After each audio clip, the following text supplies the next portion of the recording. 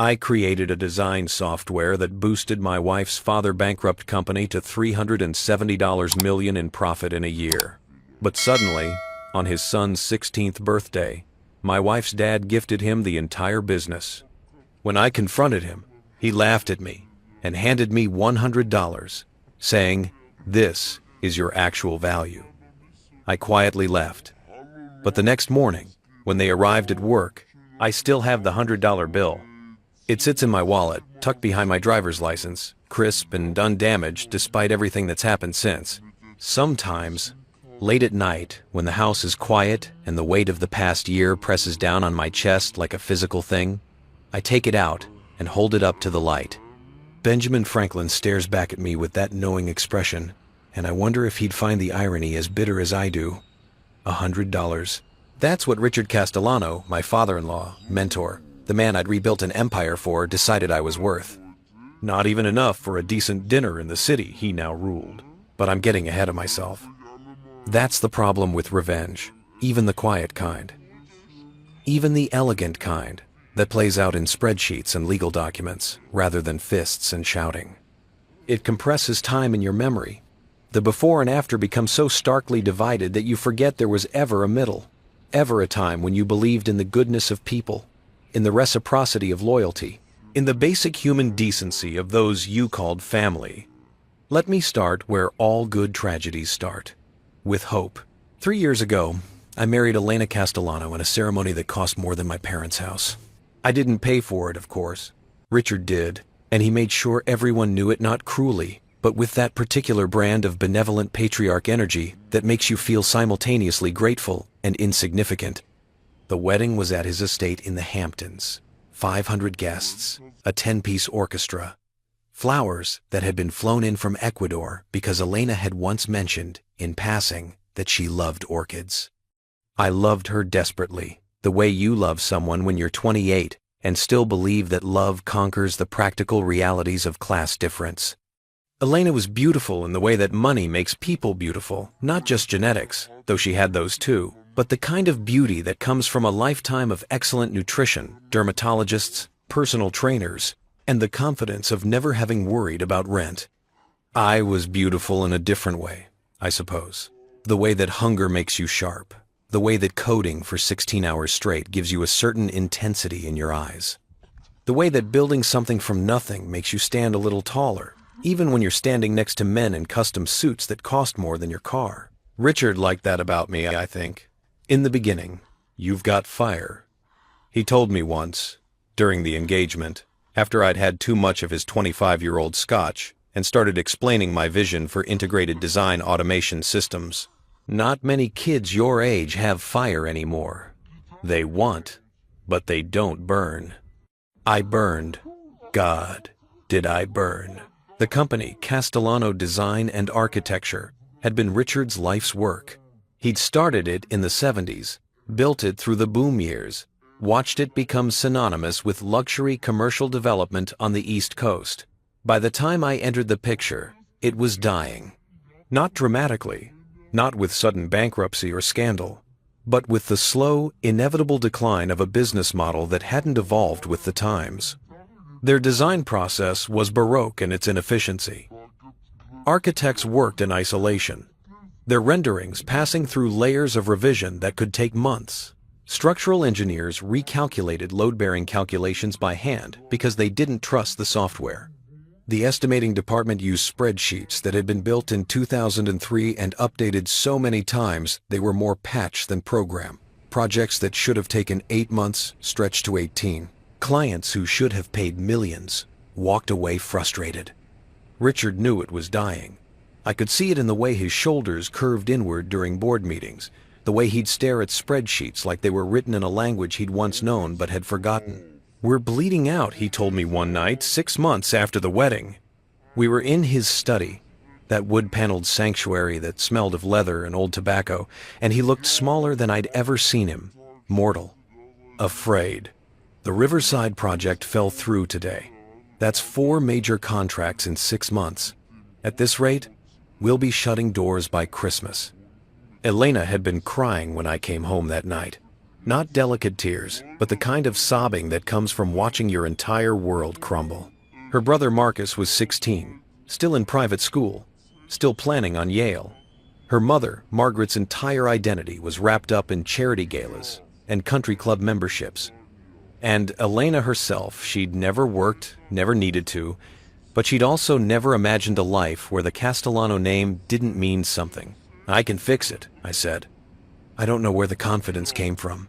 Maybe from the same place that had gotten me through MIT on scholarships while working 2 jobs.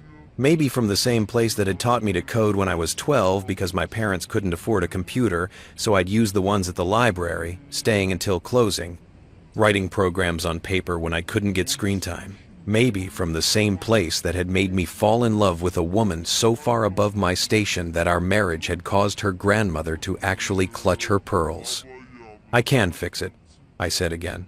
And this time, Elena looked at me like I was her salvation. I designed the software in 4 months.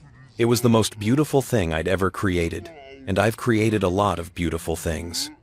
An integrated design platform that connected architects, engineers, estimators, and project managers in real time. Automated rendering engines that could generate 3-dimensional models from 2-dimensional plans in minutes instead of days. Structural analysis tools that ran complex calculations in seconds. A bidding system that interfaced directly with supplier databases, updating material costs automatically. I called it Prometheus. Not very subtle, I know. But I was young, and I was giving fire to people who'd lost their way in the dark. And the irony of the name, the punishment that came after the gift, hadn't occurred to me yet. It worked like magic. Like actual magic. The first project we tested it on was a commercial complex in Boston. It had been estimated at 18 months and $47 million. With Prometheus, we delivered it in 9 months at $41 million. And the quality was better. The client was ecstatic. They gave us 3 more projects immediately. Word spread the way word spreads in industries built on relationships and reputation. Castellano Design and Architecture had figured something out. They had an edge. They were fast, they were efficient, they were accurate. Richard started taking meetings again with the confidence of a man who'd been given a second life. Within a year, the company went from bleeding to thriving. Within 18 months, we'd tripled our client base. Projects that had languished for years suddenly moved forward. New clients appeared, drawn by the legend of what we could do. I trained the staff personally, worked 70, 80-hour weeks, making sure everyone understood not just how to use Prometheus, but why it worked, how to maximize its potential. I became the indispensable man, the one everyone called when something went wrong, when a project hit a snag, when a client needed to be impressed. Richard promoted me to Chief Technology Officer, gave me an office 3 doors down from his, started calling me son in a way that felt more genuine than when my actual father said it. My father, who'd told me that marrying into the Castellano family was above my raising and hadn't spoken to me since the wedding. "You saved us," Richard said one night, the 2 of us alone after a board meeting where we'd announced record profits. "You saved my family, my legacy, everything I built. I won't forget that." I believed him. That's the thing about betrayal. It only works if you believe first. The numbers kept climbing. By the end of the 2nd year, we'd gone from a company on the verge of bankruptcy to a company worth $200 million. By the middle of the 3rd year this year, the year everything fell apart, we were approaching $370 million in valuation. Investment firms were calling. Acquisition offers were coming in. Richard was being profiled in business magazines, hailed as a visionary who'd revolutionized commercial design. In the articles, I was mentioned in passing. Castellano's son-in-law, a programmer, sometimes not mentioned at all. I told myself it didn't matter. I told myself that I'd done it for Elena, for family, for love. I told myself that recognition wasn't the point, that the work itself was the reward, that seeing something I'd built with my own hands, save the people I cared about, was enough. I told myself a lot of things. Marcus's 16th birthday party was scheduled for a Saturday in September. The weather was perfect, that crystalline autumn clarity that makes the world look photoshopped, everything sharp-edged and impossibly vivid. Richard had rented out the country club, the same one where I'd been a guest at my own wedding, where I'd learned to smile politely when old men asked what I did, and looked disappointed when I said software development. 300 people attended. There was a band, a DJ for later, an ice sculpture of a Lamborghini because Marcus was obsessed with cars. The cake was 4 tiers. The presents filled an entire room. I was standing near the bar, nursing a whiskey and watching Elena laugh with her cousins when Richard found me. He had that particular energy he got when he was about to make an announcement that barely contained excitement that made him seem 20 years younger. "Come with me," he said. "I want you there for this." I followed him to the main ballroom, where someone had set up a microphone and a small stage. The crowd quieted as Richard stepped up, and I stood off to the side, smiling, expecting a typical birthday speech, something about Marcus growing up, becoming a man, the future of the Castellano family. "Today, my son turns 16, Richard began, and the crowd applauded. And 16 is a special age. Not quite a man, but not a boy anymore.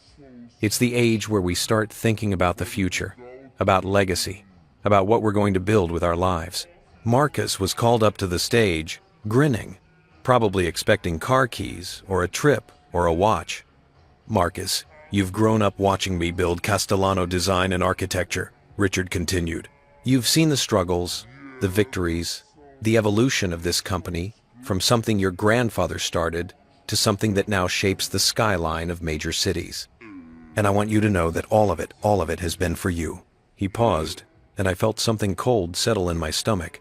"So today, on your 16th birthday, I'm giving you the company." The crowd gasped. Elena's hand flew to her mouth. Margaret started crying. Marcus looked stunned. "Dad, I don't understand." "The paperwork is already done," Richard said, and his voice was thick with emotion. "Effective immediately, you are the majority owner of Castellano Design and Architecture. I'll stay on as CEO for now, guide you, teach you, everything I know. But this company, this legacy, this empire, it's yours, son. It's always been meant for you." The applause was deafening. I stood there, frozen, while the crowd surged forward to congratulate Marcus, to shake Richard's hand, to toast to the future of the Castellano dynasty. Elena was hugging her brother, crying, and she caught my eye over his shoulder and smiled like this was wonderful, like this was exactly how things should be. I waited until the initial chaos died down, waited until Richard was alone for a moment, accepting a fresh drink from a waiter. Then I approached him, keeping my voice calm, professional. "Richard, can we talk?" He turned, and his smile was genuine, warm. "Of course. Quite a surprise, wasn't it? I wanted to tell you beforehand, but I thought the spontaneity would make it more special." "I need to understand something," I said. My voice sounded strange to my own ears, distant. "The company Prometheus, the systems I built, the contracts I negotiated, the training programs I developed, all of that is now owned by Marcus?" Richard's smile didn't fade, but something shifted in his eyes, a wariness. "It's owned by Castellano Design and Architecture, which is now primarily Marcus's. Yes." "Why?" "Because I built it," I said, and I heard my voice start to rise and forced it back down. "Richard, I saved this company. 3 years ago, you were months from bankruptcy. Everything that's happened since, the growth, the profits, the reputation, that's because of what I created. And we're grateful," Richard said, but his tone had cooled. "You've been well compensated. Your salary is generous. You have excellent benefits. What exactly are you asking for?" "I'm asking for recognition," I said. "I'm asking for a stake in what I built. Partnership. Equity. Something that reflects my contribution." Richard looked at me for a long moment, and I saw something in his face I'd never seen before. Not just dismissal, but contempt. The kind of contempt that's been there all along, hidden behind affection and gratitude and that word son that I'd been fool enough to believe. "You married my daughter," he said quietly. "You live in a house I bought. You drive a car I helped you finance. You attend parties like this, meet people like this, because of me. And you think that because you wrote some software, you deserve to own part of my family's legacy?" Each word was a knife, precise and deliberate. "I didn't just write some software," I said, and I could hear the desperation creeping into my voice. "Richard, without me, there is no company. You said it yourself. I saved you. And I thanked you," he said. "I gave you a job, a salary, access to a life you'd never have had otherwise. What more do you want? I want what's fair." He laughed, actually laughed. Then he reached into his pocket, pulled out his wallet, and extracted a $100 bill. He held it out to me, and when I didn't take it, he tucked it into my jacket pocket. "This is your actual value," he said. "A hired hand, a useful tool. But don't confuse usefulness with indispensability. There are 1,000 programmers who could have done what you did. The only reason you're here at all is because you married my daughter." The crowd was watching now. Not obviously, but I could feel the weight of their attention. The way conversations had quieted. The way heads were turned just slightly in our direction. "Richard, we're done here," he said. "Enjoy the party. Try the shrimp. They're excellent." He walked away, and I stood there, feeling the $100 bill in my pocket like a brand, like a mark of ownership, like proof of exactly how little I'd ever mattered. I didn't make a scene, didn't shout, didn't argue, didn't fight. I found Elena, kissed her cheek, told her I wasn't feeling well. She was too caught up in the celebration to really notice, just squeezed my hand and told me to feel better. I drove home in silence, sat in our living room, the living room in the house Richard had bought, and stared at the walls until the sun set and the room grew dark around me. And then I started planning. Because Richard had made one crucial mistake. In his arrogance, in his certainty that I was just a tool to be used and discarded, he'd forgotten something important. I didn't just build Prometheus. I built it with keys. And I was the only one who had them all. The thing about building something powerful is that you have to understand destruction first. I learned that at MIT, in a structural engineering course I took as an elective, because Elena had mentioned once that she found architecture romantic. The professor, Dr. Cardenas, was old school, the kind of man who still used overhead projectors and referred to computers as thinking machines, with a mixture of respect and suspicion. But he understood buildings in a way that transcended the digital, understood them as living systems of tension and support. Every structure, he told us, has critical points: load-bearing walls, foundation anchors, stress distributors. Remove the right one, and the whole thing comes down. But here's what separates an engineer from a vandal. An engineer knows exactly which point to remove, exactly how much force to apply, and exactly what the collapse will look like before it happens. I thought about that lecture a lot in the days after Marcus's birthday party. Sat in my home office, the one room in the house that still felt like mine, filled with monitors and servers and the quiet hum of machines that didn't judge and thought about critical points, about load-bearing structures, about the difference between vandalism and precision. Prometheus wasn't just software. That's what Richard had never understood, what none of them had understood. It wasn't a tool you could hand to someone else and expect the same results.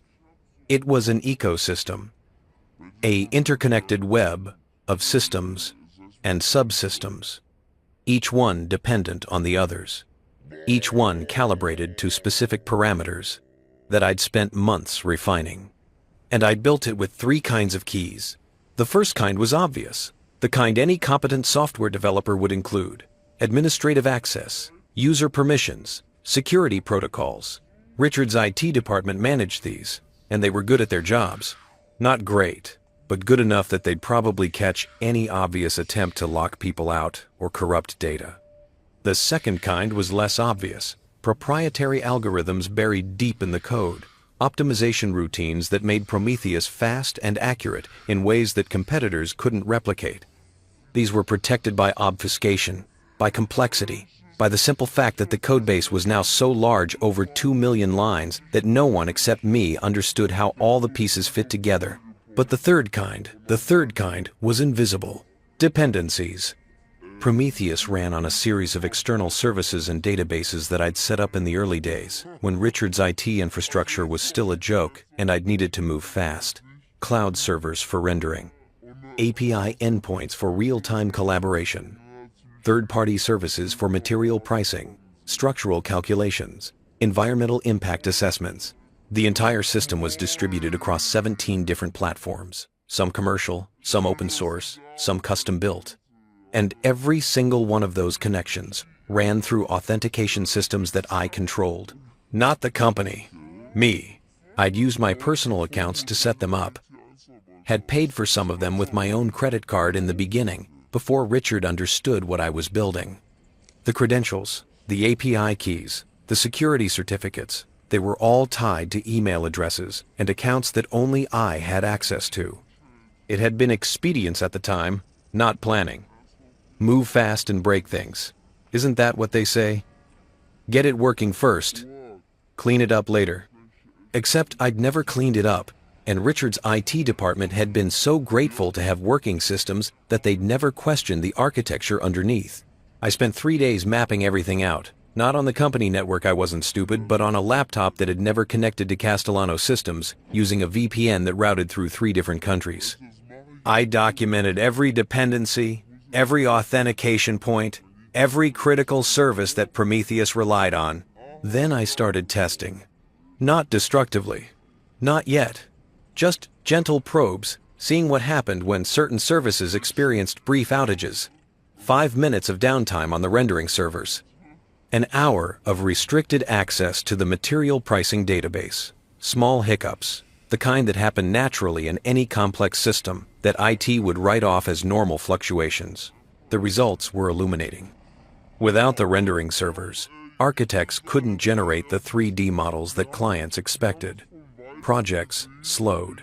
Without the material pricing database, estimators had to call suppliers manually, adding days to the bidding process. Without the real-time collaboration tools, the entire workflow fragmented back into the siloed, inefficient mess it had been before I arrived. Each piece seemed small, but together, they were everything. I could bring the whole thing down. Not dramatically, not with a single catastrophic failure that would scream sabotage, but slowly, systematically, death by 1,000 cuts. Projects would start missing deadlines, estimates would come in wrong, clients would grow frustrated, and everyone would assume it was technical degradation, the inevitable decay that happens to all software over time without proper maintenance. Without me, the thought should have brought satisfaction, should have felt like justice, like the elegant revenge that Richard deserved, but instead, I felt hollow, sick, because destroying what I'd built meant destroying the only thing I'd ever created that mattered, the only proof that I was more than what Richard said, a useful tool, easily replaced, worth $100. Elena found me in my office on the 4th night, 3 in the morning, surrounded by screens covered in code and architecture diagrams. She stood in the doorway in one of my old t-shirts, her hair pulled back, looking impossibly young and impossibly far away. "You haven't been sleeping," she said. "Been busy." "With what?" I gestured at the screens. "Work stuff. System maintenance." She drifted closer, perched on the edge of my desk. We'd been married 3 years, but sometimes I still couldn't believe I got to touch her, got to wake up next to her, got to call someone like her my wife. Old habits from my old life, from the world where people like me didn't end up with people like her. "Dad told me you two had words," she said carefully, "at Marcus's party." "Did he tell you what he said?" "He said you were upset about the company transfer, that you felt like you should have been consulted." I laughed, and it came out bitter. "Consulted? Is that what he called it?" "He said you'd understand eventually, that it's a family matter, and Marcus is the heir, and that's just how these things work in families like ours." She paused. "Like mine." The correction was small, but significant. Families like hers, not like ours, because I wasn't really family, was I? Not in the way that mattered. Not in the way that got you companies worth hundreds of millions. "Elena, I saved that company. You know that, right? 3 years ago, your father was 6 months from bankruptcy. Prometheus. Everything I built, that's the only reason Castellano Design exists right now. I know, she said, and she sounded tired. And we're all grateful. Dad's grateful. He talks about you all the time, about how brilliant you are, how lucky we were that you came into our lives. He gave Marcus the company. He gave Marcus the family business. That's different. How? Because Marcus is his son, she said, and there was an edge to her voice now, a defensiveness I recognized. Because that's how legacy works. My father built that company from nothing, and he gets to decide what happens to it. He built it from nothing, I repeated, and I rebuilt it from bankruptcy. But apparently, that doesn't count. Elena stood up, wrapped her arms around herself. What do you want, exactly? You have a job, a good job. You're CTO of a major company. You make excellent money. We have this house. We have a good life. What more are you asking for? And there it was. The same question Richard had asked, phrased more gently but with the same underlying assumption. That I should be grateful for what I'd been given. That wanting more was greedy, presumptuous, proof that I didn't understand my place. I want recognition, I said quietly. I want equity. I want a stake in what I built. You didn't build it alone. My father. Your father was 6 months from closing the doors when I started. Elena, you know this. You were there. You saw what it was like, and you fixed it. And we're grateful. But that doesn't mean you own it. The word hung between us. Own. As if ownership was something granted from above. Not earned through work, through sacrifice, through the kind of 70-hour weeks that had left me exhausted and wired and convinced I was building something that mattered. He gave me $100, I said. Elena blinked. What? At the party. When I asked about equity, about partnership, about anything that reflected what I'd contributed, he pulled out his wallet and gave me a $100 bill and told me that was my actual value. Her face went pale. He didn't. He did. In front of half the party. That's not what he told me. He said you two had a disagreement, that you were emotional, that he'd talk to you when things cooled down. I pulled the $100 bill from my wallet, the one I'd been carrying like evidence, like a reminder of exactly what I was worth to the Castellano family. Held it up between us. She stared at it, then at me, and I watched something shift in her face, some calculation happening behind her eyes. Trying to reconcile the man she loved with the man her father had described. Trying to figure out who was telling the truth, who was being reasonable, who was the villain in this story. Maybe you misunderstood, she said finally. Maybe it was a joke that came out wrong. Dad has a strange sense of humor sometimes. Elena, or maybe you were being demanding, and he reacted badly. He's been under a lot of stress with the company transition. Are you serious right now? I'm trying to understand. Her voice rose, cracking. I'm trying to understand why you're sitting in here at 3 a.m, obsessing over code, looking at me like I'm the enemy. I'm trying to understand why you can't just be happy that my family is successful, that Marcus has a future, that we're all doing well. Because it's my success, I said. It's my work. And your father just gave it to a 16-year-old kid and told me I was worth $100. So what are you going to do? She was crying now, angry tears. Quit? Sue? Destroy everything out of spite? The question sat between us like a grenade. I could tell her, could explain exactly what I was capable of doing, exactly how dependent the company was on systems only I controlled, exactly how easily the whole empire could crumble. Could make her understand that this wasn't spite, it was justice. It was the natural consequence of treating people as disposable. But looking at her tears, at the way she'd wrapped her arms around herself like she was trying to hold her world together, I realized she'd already chosen. Maybe not consciously, maybe not completely, but the choice was there in the way she'd asked what he told me, instead of believing what I'd said. In the way she'd suggested I'd misunderstood, been too demanding, was being emotional. In the way she'd said, families like mine, instead of families like ours. I'm not going to do anything, I said, and I was surprised by how calm my voice sounded. I'm just going to work, that's all. Just work. She nodded, relieved, and wiped at her eyes. Came over and kissed my forehead, and I smelled her shampoo, the same expensive brand she'd used since we met, and felt the distance between us like a physical thing. "Come to bed soon?" she asked. "Soon."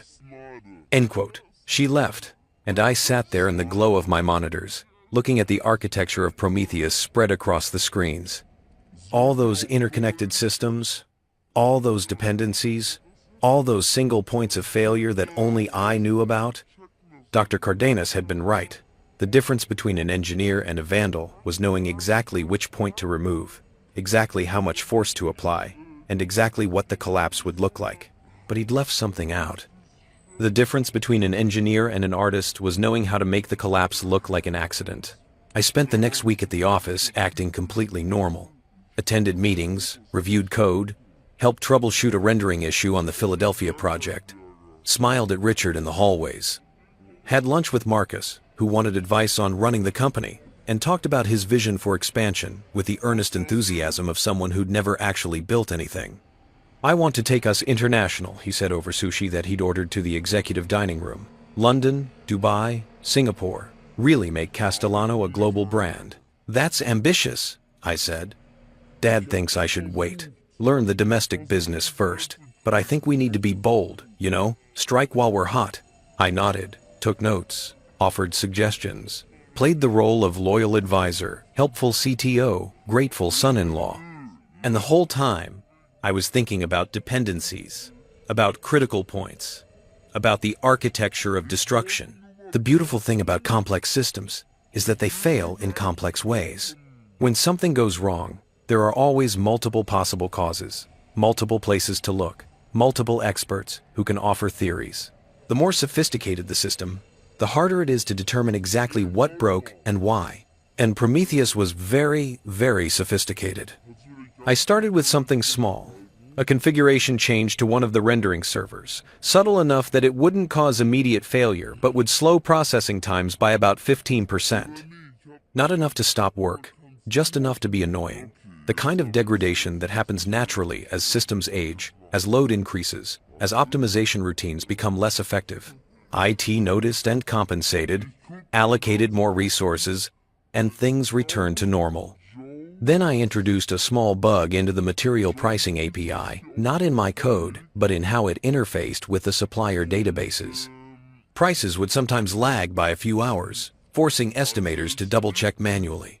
Again, annoying, but not catastrophic. The kind of thing that happens with third-party services. IT logged tickets, reached out to the supposed vendor, got back messages saying they were looking into it. The messages came from me, of course, from email addresses I'd set up years ago when I was building these systems, when I was the vendor. Each small failure created more work, more manual processes, more time spent on tasks that Prometheus was supposed to automate. Projects started taking slightly longer. Estimates became less reliable. Clients began asking questions. And through it all, I was the helpful CTO, working late to troubleshoot, offering theories, implementing fixes that worked temporarily before the next small failure emerged. "It's like playing whack-a-mole," the head of IT complained during a meeting. "We fix one thing, another pops up. It's like the system is degrading." "All software degrades over time," I said reasonably, "especially systems this complex. We might need to consider a major overhaul, refactor some of the core architecture." Richard looked concerned. "How long would that take?" "Months," I said. "Maybe a year. We'd need to carefully migrate everything, retrain staff, test extensively." "We don't have a year," Marcus said. He'd started attending executive meetings, sitting at Richard's right hand, trying to project authority. "We have the Singapore pitch in 3 months. We need the systems working perfectly. Then we'll keep patching," I said. "Keep things running as best we can." "Can't we just hire more programmers?" Marcus asked. "Like a whole team to fix this?" I smiled. "Of course, but they'd need to understand the codebase first. I'd estimate 6 months just for onboarding, learning the systems, understanding how everything interconnects." "So we're dependent on you," Richard said, and there was something in his voice I couldn't quite read. "You're dependent on Prometheus," I corrected. "I'm just the person who knows it best." The meeting ended, and I went back to my office and made another small change. Reduced the timeout threshold on one of the collaboration servers by 30 seconds. A tiny adjustment, invisible to users, but one that would cause intermittent connection failures during peak usage hours. Death by 1,000 cuts. The beautiful thing about revenge, the thing that makes it elegant instead of crude, is patience.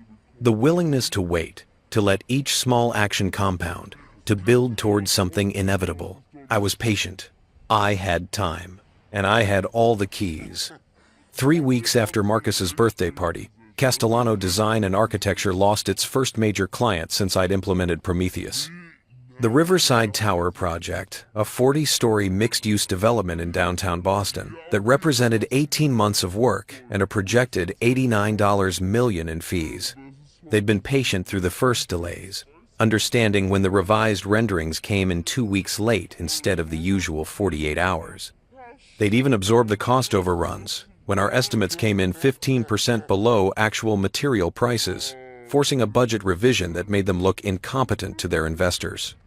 But when we missed the final planning commission deadline because the structural engineering calculations failed to process overnight, a critical submission that couldn't be late, that had been scheduled months in advance, their patience ran out. Richard took the call in his office with the door closed, but the entire executive floor could hear him shouting, not words, just the tone, that particular frequency of rage mixed with desperation that comes from watching something valuable slip away. I was in my office 3 doors down, ostensibly debugging the calculation failure when he stormed in without knocking. What the hell happened? I looked up from my screens, careful to arrange my face into appropriate concern. The engineering servers crashed around 2 a.m. By the time the automated systems tried to restart them, we'd missed the processing window. Why did they crash? I'm still investigating. Could be a memory leak. Could be a corrupted data set. Could be infrastructure issues with the cloud provider. I gestured at my monitors, covered in logs and error messages that looked damning, but were actually just the normal noise of complex systems. It's hard to say definitively. Hard to say? Richard's face was red, a vein pulsing in his temple. We just lost an $89 million contract because of a crash. And you're telling me it's hard to say why? Complex systems fail in complex ways, I said, echoing what I'd told him a dozen times over the past weeks. Prometheus processes millions of calculations across dozens of interconnected services. Any one of them could be the root cause. Then fix it. I'm trying. But Richard, this is what I've been warning about. The system is under strain. We've scaled up so fast, taken on so many projects, that we're pushing the architecture beyond what it was designed to handle. You designed it to handle this. I designed it to handle the company as it existed 3 years ago, I said calmly. We've tripled in size since then. We need a major infrastructure overhaul, proper load balancing, redundant systems, professional DevOps support. I've been saying this for weeks. He stared at me, and I could see the calculation happening behind his eyes, weighing the cost of the overhaul against the cost of continued failures, trying to figure out if I was incompetent, if I'd built something fundamentally flawed, or if this was just the inevitable growing pain of success. How much? He asked finally. For a proper overhaul? 5 million, maybe 6, plus another 2 million annually for maintenance and support staff. His jaw tightened. That's insane. That's what enterprise-level infrastructure costs. We've been running on a startup budget with Fortune 500 expectations. I paused, let the words sink in. You could also bring in an outside consulting firm to assess the situation, get a second opinion. I knew he wouldn't. Bringing in outsiders meant admitting there was a problem, meant exposing the company's technical infrastructure to scrutiny, meant risk. Richard had built his empire on control, on keeping everything in-house, on trusting family and loyal employees. Just fix it, he said. Do whatever you need to do, but we can't lose another client. He left, and I sat there in the silence of my office, feeling nothing. Not satisfaction, not guilt, not even the bitter pleasure of watching him squirm. Just a kind of hollow determination. The same feeling I'd had during finals week at MIT when I'd been running on coffee and spite. When failure wasn't an option because failure meant losing my scholarship, meant losing everything. The difference was that back then, I'd been fighting to build something. Now I was fighting to destroy it. The memory leak I'd mentioned was real. I'd introduced it myself. A small inefficiency in how the engineering servers handled memory allocation.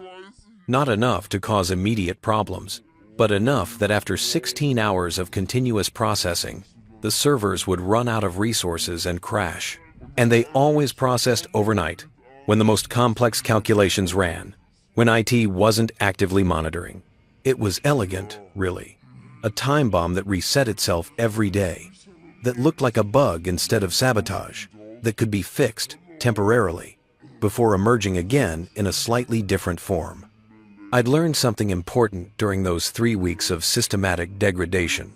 Destruction required the same skills as creation, the same attention to detail, the same deep understanding of how systems worked, the same ability to see second and third order effects. The only difference was intention, and I'd always been very good at seeing the whole picture. Elena stopped talking to me about work after the Riverside contract fell through. Not overtly, we still had dinner together, still slept in the same bed, still maintained the appearance of a functional marriage. But there was a carefulness to her now, a distance that manifested in the topics she avoided, the questions she didn't ask, the way she'd changed the subject when I mentioned the office. Her mother had started inviting her to lunch more often.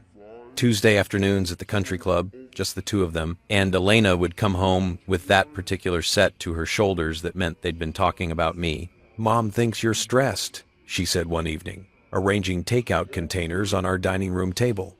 Thai food from the place near her office, expensive enough that the containers were actual ceramic that we'd have to return.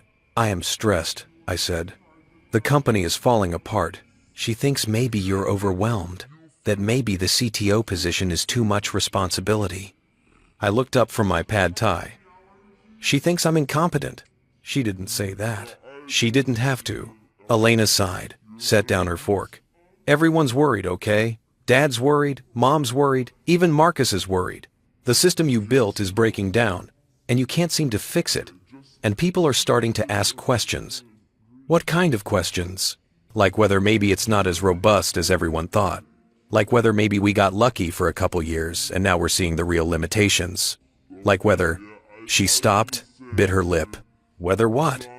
"Like whether you actually knew what you were doing, or if you just stumbled onto something that worked temporarily." There it was.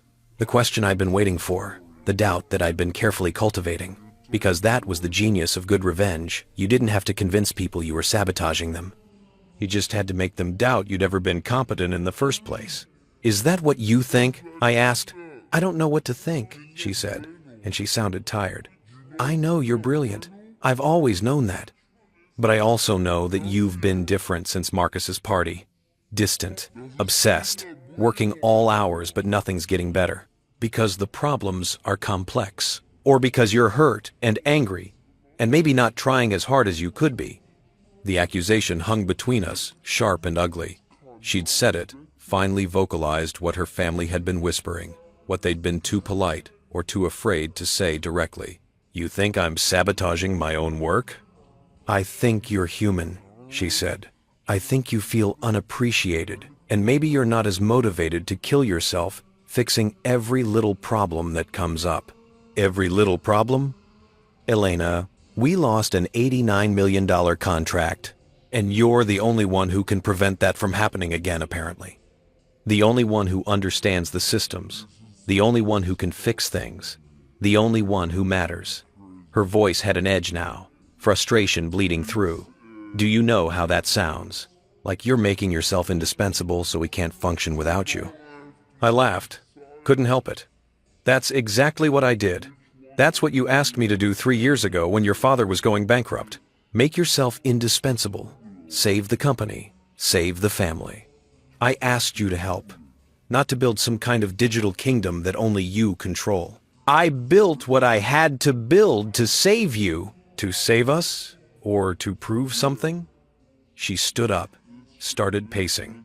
"Because sometimes I wonder if this was ever really about the company, or if it was about showing my father that you were good enough, smart enough, worthy enough to be part of this family."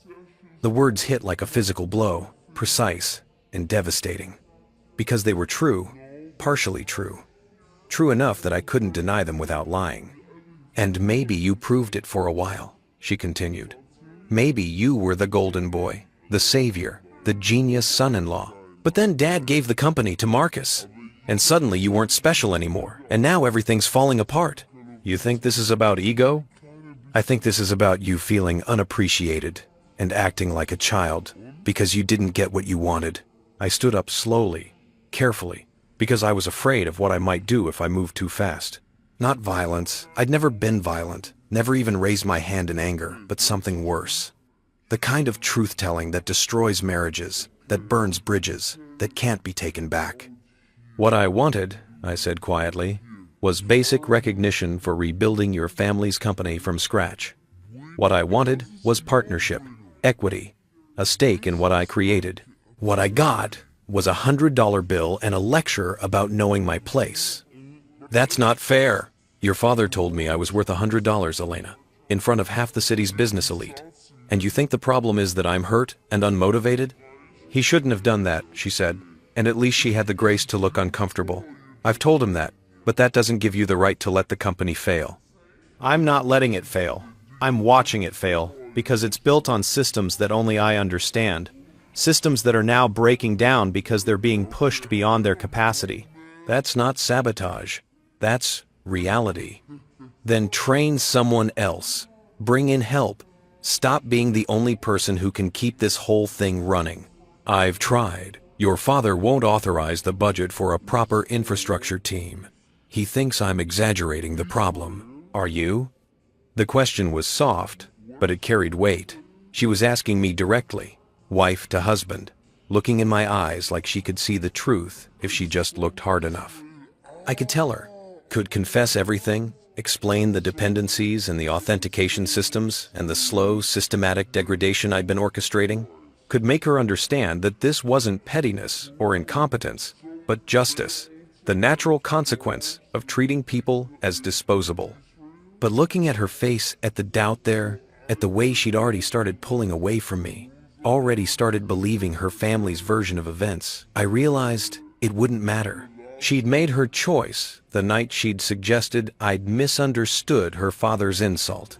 Had made it every time she'd asked me to just be grateful, to just accept my place, to just stop making things difficult. No, I said. I'm not exaggerating. The system is breaking down because it was never designed to scale this far, this fast. And unless your father authorizes a major overhaul, it's going to keep getting worse. She studied me for a long moment, then nodded slowly. I believe you. But she didn't. I could see it in her eyes, in the way she'd already turned partially away from me, in the set of her shoulders that meant she was protecting herself from disappointment. I should get back to work, I said. It's almost 9. There's a lot to fix. I left her there in our dining room, surrounded by expensive takeout that neither of us would finish, and went back to my office. Pulled up Prometheus's architecture on my screens and stared at it like an artist studying their work in progress. The next degradation was already planned. A modification to the API that handled client data synchronization. Nothing that would corrupt data or lose information. Just a subtle change that would cause sync conflicts during multi-user sessions. Architects and engineers would find themselves working on slightly different versions of the same files, creating discrepancies that would need to be manually reconciled. Another cut. Another small wound that would bleed efficiency, bleed confidence, bleed the reputation that Richard had spent 3 years rebuilding. My phone buzzed. A text from Marcus. Can we talk? Got some ideas about the tech problems. I stared at the message, at the casual confidence of someone who'd been given an empire and thought he could fix it with ideas. 16 years old, never built anything, never struggled for anything. And he had ideas about problems he didn't even understand. I typed back, sure, tomorrow afternoon, perfect. I think I might have a solution. I almost laughed. A solution. As if solutions were simple things, easily found, like answers in the back of a textbook. As if the problems were accidents instead of architecture, bugs instead of design. But I said, looking forward to it. Because that was the other thing about revenge. About the elegant kind that played out slowly. You had to maintain appearances. Had to smile and nod and pretend that everything was normal while the foundation crumbled beneath everyone's feet. The office was quiet at 9:30. Most people had gone home, back to families and lives that didn't revolve around code and systems and the careful dismantling of digital empires. I could hear the cleaning crew down the hall, the soft hum of vacuums, and the occasional laugh of people who had simple jobs with simple problems. I pulled up the API documentation, started writing the modification that would cause the synchronization conflicts. The code was elegant, efficient, nearly identical to the original, except for a few key lines that changed how version conflicts were resolved. Or rather, how they weren't resolved. My fingers moved across the keyboard with the muscle memory of 1,000 late nights, 10,000 hours of practice, the accumulated expertise of someone who taught themselves to code because they couldn't afford not to be excellent. Somewhere in the building, Richard was probably still in his office too, staring at spreadsheets and client lists and trying to figure out how to prevent the next disaster. Somewhere in the city, Elena was probably on the phone with her mother, discussing her difficult husband who couldn't just be grateful, couldn't just accept his place, couldn't just make things work. And somewhere in the future, weeks or months from now, I couldn't say exactly when Castellano Design and Architecture was going to face a choice. Either authorize the multi-million-dollar overhaul that I'd requested, giving me back the leverage I'd lost when Richard handed Marcus the company, or continue bleeding clients and reputation until the whole thing collapsed. Either way, I'd prove my value. Either way, they'd know exactly what I was worth. And it was a hell of a lot more than $100. I finished the modification, tested it in isolation, confirmed it would do exactly what I intended. Then I deployed it to the production servers, watching the update propagate across the system like a virus, invisible and patient, and waiting for the right conditions to activate. Tomorrow, when architects and engineers started their work, they wouldn't notice anything wrong immediately. The problems would emerge gradually. A discrepancy here, a conflict there, small enough to be annoying, but not alarming. Until they added up, until the pattern became clear. Until everyone realized that Prometheus wasn't just degrading, it was dying, and there was only one person who could save it. I shut down my workstation, gathered my things, and headed for the parking garage. The building was nearly empty now, just security guards and cleaning crews, and the occasional light burning in an executive office where someone was working late, fighting fires, trying to hold together an empire that was slowly coming apart. The autumn air was cold when I stepped outside. Sharp and clear in that way that makes everything feel more real, more vivid. I could see my breath, see the stars above the city lights, see the shape of my future stretching out ahead of me like a path through darkness. I'd been afraid, initially, that destroying what I'd built would hurt, that it would feel like killing a child, like burning down a house I'd constructed with my own hands. But it didn't hurt. It felt like mathematics, like engineering, like the precise application of force to critical structural points, exactly calibrated, exactly timed. It felt like justice. And I was just getting started. Marcus arrived at my office at 2 p.m. sharp, dressed in a suit that probably cost more than my first car. He'd started dressing like an executive since the company transfer, trading his prep school blazers for 3-piece Tom Ford numbers that made him look like he was playing dress-up in his father's closet. Which, in a way, he was. "Thanks for making time," he said, settling into the chair across from my desk with the casual confidence of someone who'd never had to ask for anything twice. "Of course, you said you had ideas about the technical problems." He pulled out an iPad, swiped through a few screens. "I've been doing research. Talked to some guys at school whose dads run tech companies, and I think I know what the issue is."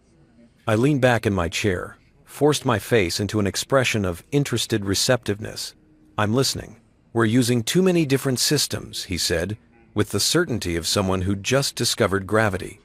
"All these cloud services and APIs and third-party vendors, it's too complicated. We should consolidate everything into one platform. Microsoft has this enterprise suite, Azure, that can do everything Prometheus does, but it's all integrated, all supported by a major corporation." I nodded slowly. "That's an interesting thought, right? And the best part is, Microsoft has entire teams dedicated to support. If something breaks, We call them, they fix it. We wouldn't be dependent on any one person understanding the whole system.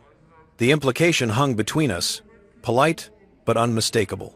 We wouldn't be dependent on you. The migration would be complex, I said. We're talking about moving 2 million lines of custom code, 3 years of project data, proprietary algorithms that are specifically optimized for architectural design. Microsoft's tools are generic. They're built for general enterprise use, not specialized applications. But they work, right? I mean, huge companies use Azure. If it's good enough for them, it should be good enough for us. It was the logic of someone who'd never built anything, who thought software was interchangeable, who believed that complexity could be solved by throwing money at brand names. The logic of someone who'd been given a company without understanding what made it valuable. Azure is powerful, I said carefully. But Prometheus isn't just a collection of tools. It's an ecosystem designed specifically for how Castellano operates. The rendering engines are calibrated to your architect's workflow. The estimation algorithms incorporate historical data from hundreds of your projects. The collaboration tools are built around your project management methodology. You can't just swap that out for generic enterprise software. Why not? Because you'd lose everything that makes you competitive. The speed, the accuracy, the integration, all of that comes from custom optimization. Azure would give you maybe 60% of Prometheus's functionality, and that remaining 40% is what separates you from your competitors. Marcus frowned, swiped through his iPad again. The guys I talked to said migration usually takes like 6 months. We could have it done by summer. The guys you talked to, what kind of systems were they migrating? I don't know. Business stuff. Email, databases, that kind of thing. Email and databases are standardized technologies. What we've built here is custom from the ground up. Migration would take 18 months minimum, probably 2 years. And it would cost anywhere from $15 to $20 million. His face fell. That much? At minimum. And during the migration, you'd be running parallel systems, the old Prometheus and the new Azure platform, which means double the maintenance burden, double the training, and significant risk of data inconsistencies. But after the migration, you'd have a generic platform that does less than what you have now, costs more to maintain, and provides no competitive advantage. I paused. Let that sink in. Marcus, I appreciate you thinking about solutions, but some problems can't be solved by switching vendors. Sometimes, you have to fix what you've built. He was quiet for a moment, processing. I could see the frustration in his face, the collision between his 16-year-old certainty that problems had simple solutions, and the uncomfortable reality that owning a company meant dealing with complexity. Dad thinks you're not trying hard enough, he said finally. There it was, the real reason for this meeting. Not to share ideas, but to deliver a message that Richard was too careful to say directly. Your dad thinks a lot of things, I said. But the reality is that Prometheus is a complex system under significant strain. Fixing it requires time, resources, and expertise. I've been requesting budget for infrastructure improvements for weeks. He keeps saying no, because you're asking for millions of dollars. Because that's what it costs to properly maintain enterprise-level systems. You can't run a $300 million company on a startup budget. Marcus stood up, clearly uncomfortable with the direction the conversation had taken. I'll talk to Dad. Maybe we can find a middle ground. I appreciate that. He hesitated at the door, looking younger than 16. Looking like a kid who'd been given a prize he didn't know how to hold. Can I ask you something? Off the record? Sure. Do you regret it? Building all this? The question caught me off guard. Not because I hadn't asked it myself, I'd asked it every night for the past month, staring at code while my marriage dissolved around me, but because I hadn't expected it from him. Why do you ask? Because you seem miserable, he said simply. Like, everyone talks about how brilliant you are, how you saved the company, but you never look happy. And now everything's breaking and you're the only one who can fix it, and that seems like a pretty shitty position to be in. I almost laughed. In his clumsy teenage way, Marcus had articulated exactly what I'd been feeling. The isolation, the burden, The poisonous knowledge that I'd made myself simultaneously indispensable and disposable. Building things is always complicated, I said. The work itself is pure. You're solving problems, creating solutions, making something that didn't exist before. But the politics around it, the credit, the ownership, the question of who benefits from what you create, that's where it gets messy. Is that why everything's breaking? Because you're mad about the politics? He'd asked it directly, without the careful phrasing his father or Elena would use. Just straight to the accusation, the suspicion that everyone had been dancing around. Everything's breaking because complex systems fail in complex ways, I said. And because your father won't invest in the infrastructure needed to prevent those failures. That's not politics, that's just reality. Marcus nodded, not entirely convinced, but willing to accept the answer. For what it's worth, I think you should have gotten more credit. Like everyone knows Dad didn't do this alone. But he's weird about legacy stuff, about keeping it in the family. I married into the family. Yeah, but that's not the same as being born into it. Not to him. He shrugged, uncomfortable. Anyway, I should go. Thanks for hearing me out about the Azure thing. Anytime. He left, and I sat there in the silence of my office, thinking about what he'd said. Not the Azure proposal, which was naive and unworkable, but the other part. The question about regret. Did I regret building Prometheus? 3 years ago, the answer would have been an immediate, emphatic no. Building it had been the most fulfilling work of my life, pure problem solving, the kind of deep technical challenge that made you forget to eat or sleep because you were so absorbed in the solution. And it had worked. Had saved the company, saved Elena's family, proven that I was more than some scholarship kid who'd gotten lucky marrying up. But now? Now I'd built something beautiful and watched other people claim it, had created value, and been told I was worth $100, had made myself indispensable and discovered that indispensability without ownership was just another form of servitude. My phone buzzed. An alert from the monitoring systems, the synchronization conflicts I'd introduced yesterday were starting to manifest. 3 different project teams reporting discrepancies, confusion. The first whispers of panic as people realized they might be working on different versions of the same files. I pulled up the error logs, scanned through them with the practiced eye of someone who knew exactly what they'd find. The conflicts were escalating faster than I'd anticipated. Apparently, the Boston and Philadelphia teams had been collaborating heavily this morning, multiplying the sync issues exponentially. Good. I drafted an email to IT, CCing Richard and Marcus, explaining that we were experiencing unexpected synchronization issues with the collaboration platform and that I was investigating the root cause. Recommended that teams avoid multi-user editing until the issue was resolved. The response from Richard came within minutes. How long to fix? I waited 10 minutes before replying. Let him stew in the uncertainty. Then, difficult to say. The sync protocols are complex. Could be hours, could be days.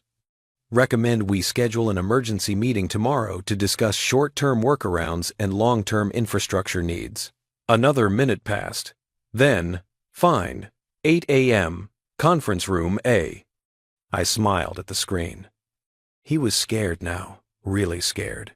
Not just about losing another client, but about losing control. About having to admit that the empire he'd rebuilt was held together by systems he didn't understand, maintained by someone he'd insulted and undervalued. The fear was good. Fear made people desperate, and desperate people made mistakes. I spent the rest of the afternoon preparing for the meeting, building a presentation that would walk them through the technical challenges in language they could understand. Not dumbed down, Richard hated being patronized but translated. Metaphors about buildings and infrastructure, about foundation problems and load-bearing walls, about the difference between cosmetic fixes and structural repairs. I was good at metaphors. Had learned to speak the language of non-technical executives during my MIT years, when I'd had to explain my research to potential investors, to grant committees, to professors who understood theory but not implementation. The presentation was a masterpiece of controlled information, It showed the problems clearly, the degradation, the failures, the risks, without revealing the underlying architecture that made me the single point of failure. It presented solutions that all required significant investment and my continued involvement. It framed the choice perfectly: either commit to fixing Prometheus properly or watch it continue to deteriorate. It didn't leave room for options like bring in outside consultants or replace the CTO, because those options would require time and transparency, and right now the company was bleeding too badly to afford either. Elena found me in my office at 7, after most of the staff had gone home. She leaned against the doorframe, arms crossed, studying me with an expression I couldn't quite read. "Marcus said you two talked." "We did. He had some ideas about Azure migration. He said you shot him down pretty definitively." I explained why it wouldn't work. "There's a difference." She came in, closed the door behind her. "Dad's really stressed. The Philadelphia team just reported that they lost half a day's work because of sync issues. The client is threatening to walk." "I know. I sent the alert." "Can you fix it?" "Eventually." That's not what I asked. I looked at her, really looked at her, for the first time in days. She was wearing her work clothes, the sharp blazer and tailored pants that she wore to the foundation where she volunteered, planning charity events and fundraising galas. Her hair was pulled back, and there were shadows under her eyes that makeup couldn't quite hide. She looked tired. We both did. "The question isn't whether I can fix it," I said. "The question is whether your father is willing to invest in the infrastructure needed to prevent it from breaking again." "He thinks you're holding the company hostage." "He thinks that because he doesn't understand the technical reality. Or he does understand and doesn't want to pay for it." "Are you?" she asked quietly. "Holding us hostage?" It was the most direct she'd been since this whole thing started. No careful phrasing, no diplomatic language, just the raw question underneath everything. I could lie. Could give her the answer she wanted to hear, the one that would smooth things over, that would let us go back to pretending our marriage wasn't fracturing along fault lines of loyalty and class and fundamental disagreement about what I deserved. But I was tired of lying, tired of smiling and nodding and playing the grateful son-in-law who was just so thankful to be included. "I'm doing my job," I said. "I'm maintaining systems that your father won't invest in properly. I'm fixing problems that are the natural consequence of scaling too fast without adequate infrastructure. If that feels like hostage-taking, maybe the problem isn't me. Maybe the problem is that you've finally realized how dependent you are on someone you took for granted." Her jaw tightened. "We didn't take you for granted. Your father gave me $100 and told me that was my value, and I told you that was wrong. I talked to him about it. He said he lost his temper, that you were being demanding. I asked for equity in what I built. That's not demanding. That's basic fairness. You married into this family knowing how it worked, knowing that Dad built this company, that it's his legacy, that he gets to decide what happens to it. I married you," I said. "I didn't marry the company. And I saved it anyway because I loved you and wanted your family to be okay. But apparently, saving someone's entire livelihood doesn't earn you a seat at the table. It earns you a $100 bill and lectures about gratitude." She flinched. "You can't keep throwing that in my face." "Why not? It's the truth. It's the moment when I realized exactly what I was to your family. A useful tool. A hired hand who should be grateful for the privilege of serving the Castellanos. That's not fair. None of this is fair, Elena. That's the point. I built something extraordinary, saved your family from bankruptcy, and got told I was worth $100. And now that the thing I built is breaking, suddenly everyone's very interested in what I think, what I need, how to keep me happy. But it's not because you value me. It's because you need me." She was quiet for a long moment, and I watched emotions play across her face. Anger, hurt, frustration, something that might have been guilt. "What do you want?" she asked finally. "Really, not the technical stuff, not the budget requests. What do you want from us?" It was a fair question. Maybe the only fair question she'd asked in weeks. "I want recognition that I earned my place here. Not through marriage, not through luck, but through the work I did. I want partnership, equity, a stake in what I created. I want your father to look at me and see someone who built value, not someone who got lucky marrying his daughter. And if he can't give you that, then I guess we'll find out how long Castellano Design can survive without Prometheus working properly. She stared at me, and I saw the moment when she made her decision. Not consciously, maybe, but I saw it happen, saw her pull back, protect herself, choose her family of origin over the family we'd tried to build together. "I have to go," she said. "Mom's expecting me for dinner." "Of course she is. What's that supposed to mean?" "It means you've had dinner with your mother 4 times this week, and we haven't had a real conversation in a month." "Maybe I don't like the conversations we have anymore," she said, and there was real pain in her voice. "Maybe I don't like what you're becoming." "What am I becoming?" "Bitter, vindictive, someone who's willing to let everything burn because you didn't get what you wanted." I laughed, harsh and ugly. "I'm not letting anything burn. I'm watching the natural consequences of your father's decisions play out. That's different." "Is it?" She didn't wait for an answer, just turned and left, closing the door quietly behind her, and I sat there in the silence, wondering when exactly we'd pass the point of no return, when this had stopped being about fixing problems and started being about proving points, when love had become subordinate to loyalty, and loyalty had become a question of blood versus choice.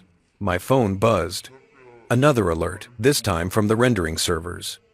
The memory leak I'd introduced was manifesting earlier than expected, probably because the Philadelphia team was trying to catch up on their lost work, pushing the system harder than usual. I pulled up the diagnostics, watched the memory usage climbing steadily toward critical levels. Another few hours and the servers would crash, taking down all the rendering work happening across the company's active projects. I could fix it. A few keystrokes, a patch deployed, problem solved. Or I could let it crash. Add another data point to tomorrow's presentation. Another piece of evidence that Prometheus was dying, and that only I could save it. My finger hovered over the keyboard. Dr. Cardenas would appreciate the metaphor. The engineer at the critical point, deciding how much force to apply, whether to shore up the structure or let it fall. I thought about Elena, about the way she'd looked at me before she left. Not with hate, that would have been easier, but with disappointment, with the kind of sad resignation that comes from watching someone you loved become someone you don't recognize. I thought about Marcus, asking if I regretted building Prometheus. About Richard, scared and angry, and still too proud to admit he needed me. About 3 years of work, of late nights and sacrifices, and the burning certainty that I was creating something that mattered. And then I thought about that $100 bill, still in my wallet, still crisp and perfect and insulting. I closed the diagnostics panel without deploying the fix. Tomorrow, when the servers crashed, Richard would panic, would beg me to fix it, to save them, to do whatever it took to keep the company running. And I would. But first, we were going to talk about what I was actually worth. And it was a hell of a lot more than $100. The rendering servers crashed at 11:47 p.m. I know the exact time because I was still in my office, watching the memory usage climb on my monitors like a slow-motion car accident. Watched it hit 80%, 90, 95. Watched the system logs start throwing warnings, then errors, then nothing at all as the servers seized up and died. The automated alerts went out immediately. Text messages to the IT team, emails to department heads, a flashing red indicator on the company dashboard that everyone with executive access could see. Within minutes, my phone started buzzing. The IT director, panicked.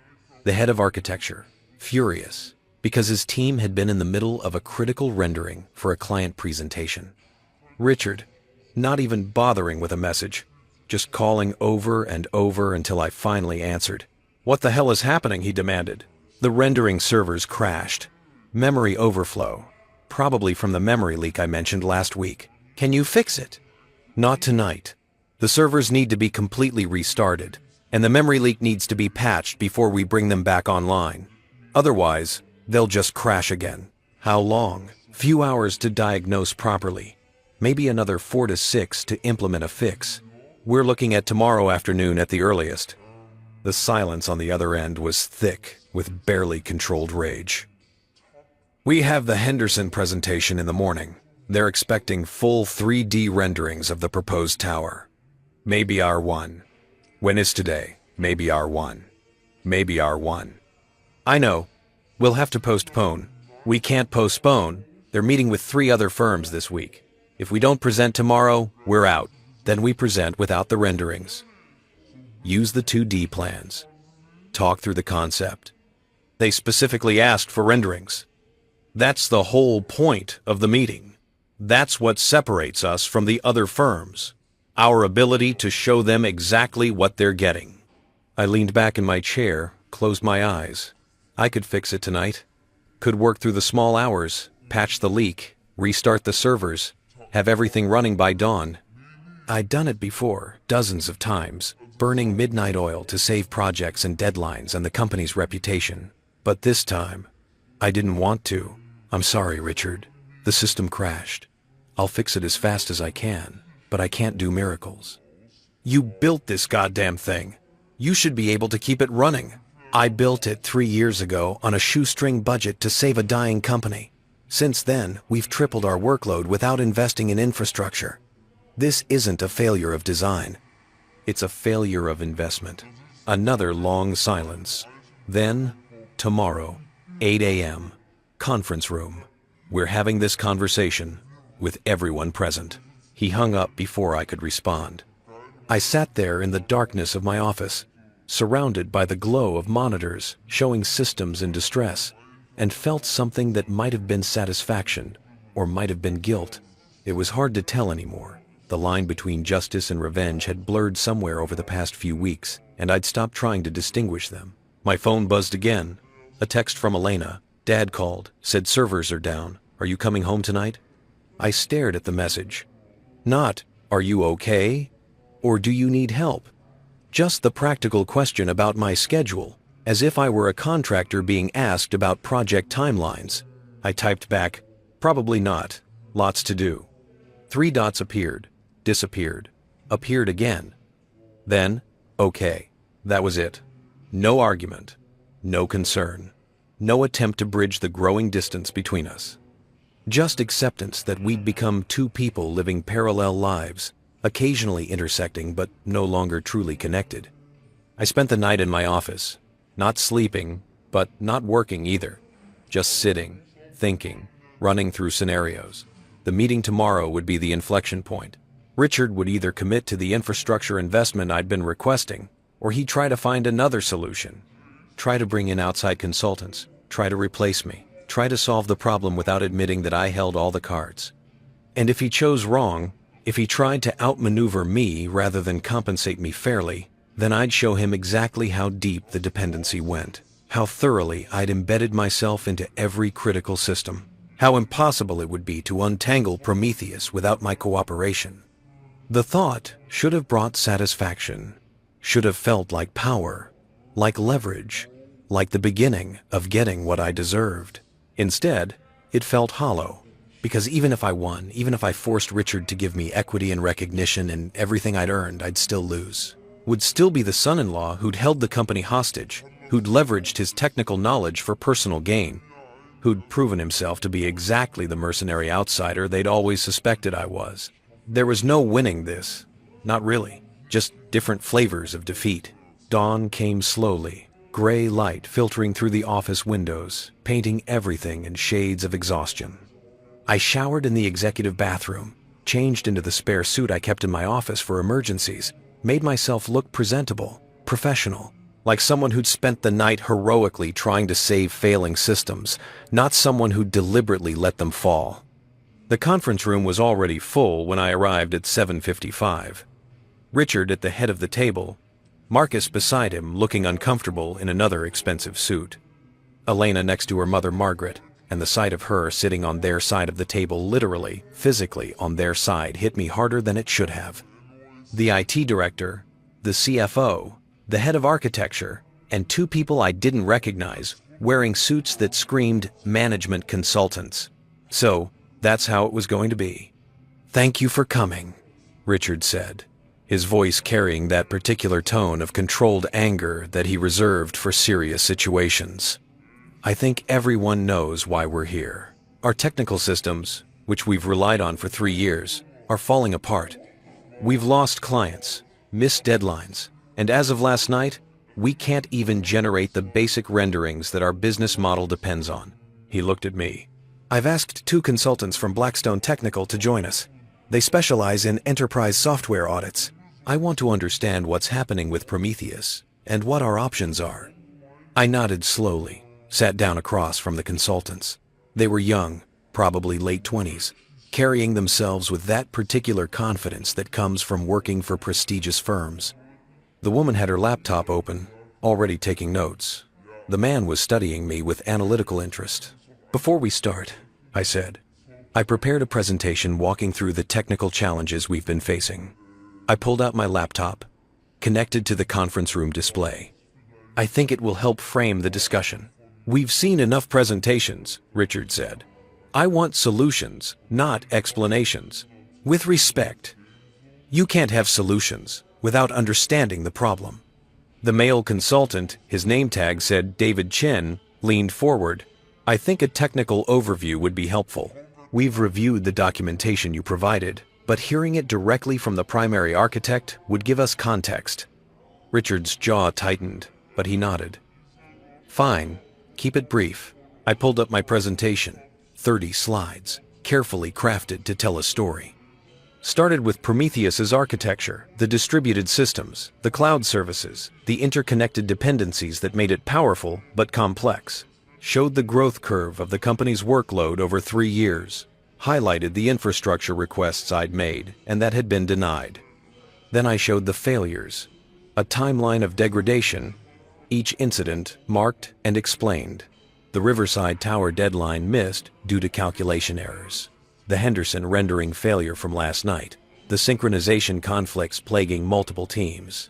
Each one color-coded, categorized, traced back to its root cause. "The pattern is clear," I said, advancing to a slide that showed projected failure rates. "Prometheus is operating beyond its designed capacity. Without significant infrastructure investment, these failures will increase in frequency and severity." "How much investment are we talking about?" the CFO asked. "5 to 6 million for a comprehensive overhaul. Another 2 million annually for maintenance and dedicated support staff." Margaret gasped. Marcus looked shocked. Richard's expression didn't change, but I saw his hands clench under the table. The female consultant, Sarah Kim, according to her tag, raised her hand. "What about alternative solutions? Migration to established enterprise platforms? Bringing in additional development talent to share the workload?" "I've evaluated those options," I said. "Migration would take 18 to 24 months and cost 15 to 20 million, with significant functionality loss. As for additional talent, the learning curve for Prometheus is steep. We're looking at 6 to 8 months before any new developer could contribute meaningfully." "That seems excessive," David said. "Most complex codebases can be onboarded within a few months." "Most complex codebases are built on standard frameworks, with comprehensive documentation. Prometheus is custom-built, highly optimized, with proprietary algorithms that aren't documented anywhere except in the code itself." "Why isn't it documented?" Sarah asked. "Good question.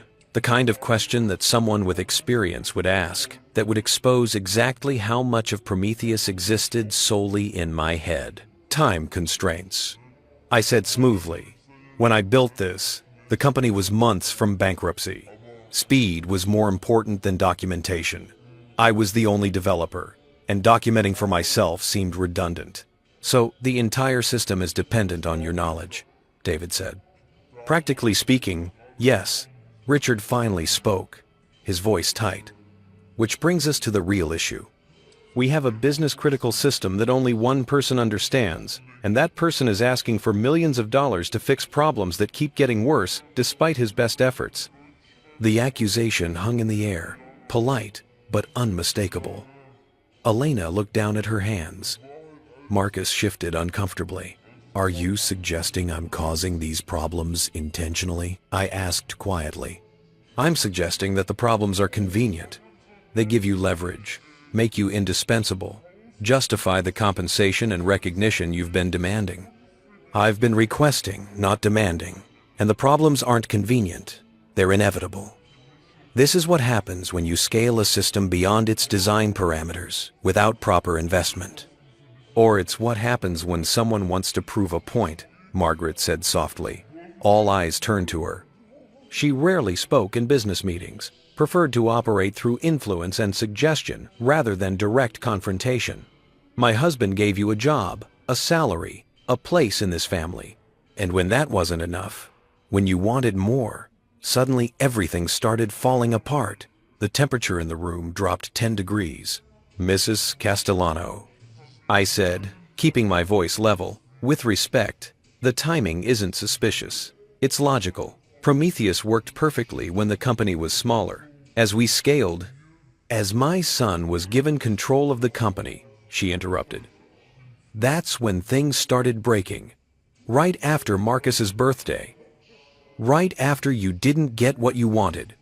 I looked at Elena, silently asking her to say something, to defend me, to point out the absurdity of the accusation. But she was still staring at her hands, her face carefully neutral. The degradation started before Marcus's birthday, I said. Check the logs. The first failures appeared 6 weeks before the party. The timing just coincided with us hitting critical scale. Can you prove that? David asked. The logs are in the system. Anyone can review them. Logs that you control, Sarah said, that run on systems only you have full access to. And there it was, the trap closing. Because they were right, I did control the logs, did have root access to everything, could theoretically manipulate any evidence I presented. The dependency I'd created, the architecture that gave me leverage, also made any defense I offered suspect. Richard leaned forward. Here's what I think is happening. I think you built something valuable, and you're angry that you don't own it. So you're letting it break, maybe actively breaking it to force us into giving you what you want. And I think that's extortion. The word landed like a bomb. Extortion, not just ungrateful or demanding or difficult, but criminal. An accusation that could destroy careers, end marriages, justify any action they decided to take. That's a serious accusation, I said, and I was surprised by how calm my voice sounded. Do you have any evidence? We have a system that worked perfectly for 2 years suddenly falling apart after you were denied equity. We have problems that only you can fix, that always seem to justify the exact investments you've been requesting. We have your own admission that you're the single point of failure for our entire technical infrastructure. Richard's voice was rising now. 3 years of frustration bleeding through. And we have consultants here who are going to review everything, audit every line of code, examine every system, and find out exactly what's happening. I looked at David and Sarah. They were watching me carefully, probably trying to decide if I was a saboteur or just an arrogant developer who'd built a fragile system. An audit is fine, I said. I have nothing to hide. But I should warn you, Prometheus is complex. A comprehensive audit will take weeks, possibly months. And during that time, the system will continue degrading. You'll continue losing clients. The Henderson presentation is already missed. How many more contracts are you willing to lose while you investigate whether I'm trustworthy? So we're supposed to just give you millions of dollars and hope the problems stop? Richard demanded. You're supposed to invest in infrastructure that your business needs. Whether you trust me or not is irrelevant. The technical reality is that Prometheus needs an overhaul, or replacement, David said. From what you've described, it might be more cost-effective to start fresh. Build a new system with proper documentation, redundant expertise, and modern architecture. I smiled. That would take 3 to 4 years, and cost $30 million minimum. But yes, that's an option. Marcus finally spoke up, his voice uncertain. What about smaller fixes? Like, not the whole overhaul, but targeted improvements that would stop the immediate problems. Targeted improvements are what I've been doing for the past month, I said. They buy time, but they don't solve the underlying issues. It's like patching cracks in a foundation. Eventually, you have to rebuild the foundation or the building falls down. Maybe we should rebuild, Elena said quietly. Everyone turned to look at her. Maybe it's time to start over. Build something new that multiple people can maintain, that isn't dependent on any one person. She wasn't looking at me when she said it. Was looking at her father, at the consultants, at everyone except her husband. That's a reasonable long-term strategy, Sarah said. In the short term, you'd need to maintain Prometheus while the new system is built, which means you'd still be dependent on, she glanced at her notes, on your CTO's cooperation. Unless we bring in an entire team to reverse engineer Prometheus, David added. It would be expensive and time-consuming, but possible. Especially if we had the source code and documentation, which I'd provide willingly, I said, along with my full cooperation. I'm not trying to hold the company hostage. I'm trying to get fair compensation for what I've built. Fair compensation, Richard repeated. You make $200,000 a year. You live in a house worth $1.2 million. You have benefits, bonuses, stock options. Stock options in a company I don't own any real stake in. Options that you control completely. That can be diluted or eliminated at any time. That's standard for employee compensation. I'm not a standard employee. I rebuilt this company from bankruptcy. I created the only thing that makes you competitive. And I did it thinking I was building something for family, for us, not knowing that I'd always be an outsider. The words came out more raw than I'd intended, more emotional. I saw Elena flinch, saw Margaret's expression harden, saw Richard's face shift from anger to something colder. You're an outsider, because you're acting like one, Richard said quietly. Family doesn't hold each other hostage. Family doesn't watch the business burn to prove a point. Family sacrifices for each other. I sacrificed 3 years of my life saving your company. And we gave you a career, a life, access to a world you'd never have reached on your own. He was standing now, leaning over the table. You came from nothing. A scholarship kid with a chip on his shoulder and some coding skills. We gave you everything. A job, a house, a place in our family. And it's still not enough. It will never be enough. Because you'll never believe you deserve to be here. The silence that followed was absolute. No one moved. No one breathed. He'd said it. Finally said what they'd all been thinking. What I'd suspected since the first time I'd had dinner with the Castellano family and felt like an anthropologist studying a foreign culture. That I didn't belong. That I'd never belong. That no matter what I accomplished, I'd always be the outsider who'd married above his station. You're right, I said. And my voice sounded strange, distant. I came from nothing. But I built something extraordinary anyway. Something that saved your legacy, that made you relevant again, that turned a dying company into a $300 million enterprise. And you're right that it's never going to be enough. Because what I want isn't money or recognition or equity. What I want is for you to see me as someone who earned their place here, and you never will. Because in your mind, people like me don't earn anything. We're just lucky to be included. I stood up, closed my laptop. The audit is a good idea. Let them examine everything. They'll find exactly what I've told you, a complex system that needs investment, not a conspiracy. But while they're investigating, while you're deciding whether to trust me or replace me or rebuild from scratch, remember something. I looked at each of them. Richard, Margaret, Marcus, Elena, the consultants who were witnessing the implosion of a family business. I don't need you. I never did. I have skills that are valuable anywhere. I can walk out that door today and have a 6-figure job by tomorrow. But you need Prometheus. And right now, I'm the only person who truly understands it. So when you're making your decisions about my trustworthiness and my value and whether I deserve to be part of this family, remember that I hold more cards than you think. I walked to the door, paused with my hand on the handle. The Henderson presentation? I can have the rendering servers running in 4 hours, but I won't. Not until we have an agreement about my compensation and role that reflects my actual value to this company. So you have a choice. Spend weeks auditing me while the business bleeds clients, or negotiate with me in good faith and get back to making money. Your call. I left before anyone could respond, walked past the executive assistants, who definitely heard every word through the closed door, took the elevator down to the parking garage, got in my car, the car Richard had helped finance like I was some charity case, and drove. Didn't go home. Didn't go back to the office. Just drove north on the highway with no destination in mind, watching the city fall away behind me, feeling the weight of the past 3 years finally lifting. I'd done it, had finally drawn the line, finally made them understand that I wasn't some grateful supplicant begging for scraps. Had proven that I had leverage, power, control, had destroyed my marriage and alienated the only family I had. My phone started ringing.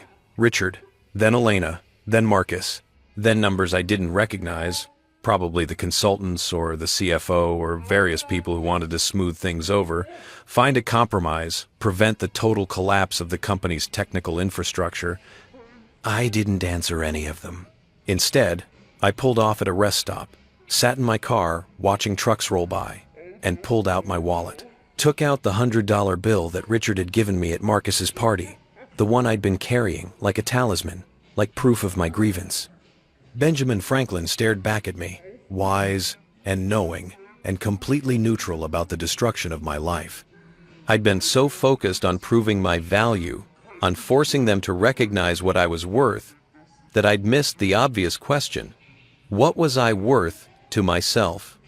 Not in dollars, not in equity or recognition or seats at tables, but in terms of who I wanted to be, what kind of man I wanted to see in the mirror. And right now, looking at my reflection in the car window, exhausted, bitter, alone, I wasn't sure I liked the answer. My phone buzzed again. This time, a text from Elena. "Please come home. We need to talk." I stared at the message for a long time, thinking about all the ways the conversation could go. The accusations, the justifications, the careful parsing of who was right and who was wrong, and whether any of it even mattered anymore. Then I started the car and drove home. Because whatever else I'd become over the past month, however bitter or vindictive or calculating, I wasn't someone who ran away from consequences. I'd built this situation, brick by brick, line of code by line of code, and now I was going to see it through to the end. Elena was sitting in the living room when I got home, still wearing the blazer from the meeting. Her hair pulled back so tight it must have hurt. The afternoon light came through the windows at that particular angle that made everything look staged, artificial, like we were actors in a play about a marriage ending. "You're back," she said. "You asked me to come. I didn't think you would." She gestured to the couch across from her, the expensive leather one that her parents had bought us as a wedding present. Everything in this house was a gift, a loan, a reminder of debt. "Sit, please." I sat, and the distance between us felt oceanic, despite being only a few feet. We'd been married 3 years, had made love in this room, had laughed and planned futures, and talked about having children someday. Now we were strangers, negotiating a ceasefire. "That was quite a performance this morning," she said finally. "It wasn't a performance. It was the truth. You threatened to hold the company hostage unless Dad pays you off. How is that not extortion?" "I didn't threaten anything. I stated facts. Prometheus needs investment. I'm the only one who can implement that investment effectively. And I won't continue working 70-hour weeks to save a company that values me at $100. She flinched at the number. "He shouldn't have done that. I've told you that. I've told him that. But that doesn't justify what you're doing." "What am I doing exactly?" "Sabotaging the systems. Letting things fail. Proving some point about how indispensable you are." I leaned back, studied her face. "You really think that? You think I'm actively destroying what I built?" "I don't know what to think anymore." Her voice cracked slightly. "The man I married wouldn't have walked out of a meeting like that. Wouldn't have issued ultimatums. Wouldn't have threatened the company that his wife's family built. The man you married was naive," I said. "He thought that working hard and being loyal and saving the family business would be enough. He thought he'd be treated like family instead of hired help. You are family." "Am I? Because this morning you sat on their side of the table, literally sat with your parents and your brother while they accused me of extortion. You didn't say a word in my defense." "What was I supposed to say?" You walked in there with an ultimatum. You demanded millions of dollars, or you'd let everything burn. How do I defend that? You could have told them about the infrastructure requests I've been making for months, about the budget meetings where your father dismissed every warning I gave, about the fact that I've been working around the clock trying to hold together systems that are failing because they're underfunded and over capacity. I wasn't in those meetings, but you knew about them. I told you. Every night I came home exhausted. Every weekend I spent in the office. Every time I explained that the systems were reaching their limits. You knew. She was quiet for a moment. I knew you were stressed. I didn't know you were planning this. This wasn't planned. This is what happens when complex systems fail and the people benefiting from them refuse to invest in maintenance. Stop talking about systems. She stood up suddenly, started pacing. Stop hiding behind technical jargon and engineering metaphors. This is about you being angry that Marcus got the company. This is about ego and pride and feeling like you weren't appreciated enough. You're right, I said, and she stopped pacing, surprised by the admission. I am angry. I am hurt. I do feel unappreciated. But that doesn't make the technical problems less real. Prometheus is failing because it needs investment your father won't authorize. Those are facts, regardless of how I feel about them. Are they? Or are they convenient justifications for you to leverage your knowledge into equity you didn't earn? The word stung. Earn. As if 3 years of 80-hour weeks, of building something from nothing, of saving a dying company, didn't count as earning. I didn't earn equity in the company I saved from bankruptcy? You were paid to do a job. You did the job. That doesn't entitle you to ownership. I pulled out my phone, opened my banking app, turned the screen toward her. You know what I made last year? $200,000. Generous by most standards. Want to know what the company made because of Prometheus? $127 million in profit. My work generated 600 times my salary in value. And your father thinks equity is unearned? That's how employment works. That's how exploitation works. I created something worth hundreds of millions and got paid a tiny fraction of that value. And when I asked for recognition of that contribution, I was told I should be grateful for the opportunity. Elena sat down again, deflated. What do you want me to say, that Dad's wrong, that you deserve half the company, that we should just hand over millions of dollars because you're upset? I want you to acknowledge that I was treated unfairly. That's all. Not agreement with my methods, not support for my ultimatum, just basic acknowledgement that giving Marcus the entire company while telling me I'm worth $100 was wrong. She looked at me for a long time, and I watched her struggle with it. The loyalty to her family warring with her sense of fairness, with the version of me she'd fallen in love with 3 years ago who probably would have accepted the insult quietly and kept working. It was wrong, she said finally, quietly. The way Dad handled it was wrong. But so is this. Whatever you're doing, whether it's sabotage or just refusing to try your hardest, it's wrong too. 2 wrongs don't make a right. That's a child's logic. Maybe. But it's also true. We sat in silence. Outside, I could hear the neighborhood sounds, a dog barking, someone's lawn service, the distant hum of traffic. Normal sounds for normal people, living normal lives. Not sitting in expensive houses, having conversations about corporate sabotage and failing marriages. The consultants are going to audit everything, Elena said. Dad hired them full-time. They're going to review every line of code, every system, every failure. If you've been manipulating things, they'll find it. Good. Let them look. They'll find exactly what I've told everyone. A complex system under strain that needs investment. And if they find evidence of sabotage, they won't. You sound very confident. I am, because I haven't sabotaged anything. I've let natural degradation happen, declined to work myself to death, fixing every problem instantly, and been honest about what the systems need.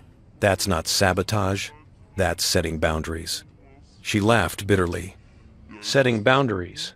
Is that what we're calling it? What would you call it? Revenge, punishment, making everyone suffer Because you didn't get what you wanted. I stood up, suddenly tired of the conversation, tired of defending myself, tired of trying to make her understand something she'd already decided not to believe. I'm going to my office. Of course you are, because that's what you do now. Hide behind screens and code and pretend that destroying what you built is somehow noble. I stopped at the doorway. I'm not destroying anything. I'm revealing what was always true, that Prometheus was built by one person, held together by one person, and can't function without that person's active engagement. Your father wanted to believe it was a simple tool he could hand to anyone. I'm showing him it's not. And our marriage? Is that just collateral damage in your war with my father? The question hung between us, heavy with implications. Because we both knew the answer, had known it since that night after Marcus's party, when she'd suggested I'd misunderstood her father's insult. Our marriage ended the moment you chose your family over me, I said. I just didn't want to admit it. Her face went pale. I didn't choose. You sat on their side of the table. You defended their position. You questioned my integrity. You did everything except stand beside your husband. Because my husband is acting like someone I don't recognize. No, I said quietly. I'm acting like someone who knows his worth.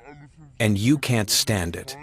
Because it disrupts the narrative, where I'm supposed to be grateful for being allowed into your world. I went to my office before she could respond, closed the door, leaned against it, and waited for my hands to stop shaking. The adrenaline from the confrontation was wearing off, leaving behind exhaustion and something that felt like grief. My phone had 17 missed calls and 43 text messages. I scrolled through them without reading most IT, asking for guidance, department heads requesting updates, Richard demanding I call him immediately. The consultants had sent formal requests for access to various systems, documentation, my calendar for the past 6 months. One message stood out, from Marcus, sent 2 hours ago. I know everyone's mad at you, but I get it. If someone gave me $100 and said that's what I'm worth, I'd burn the whole thing down. Let me know if you want to talk. I stared at the message.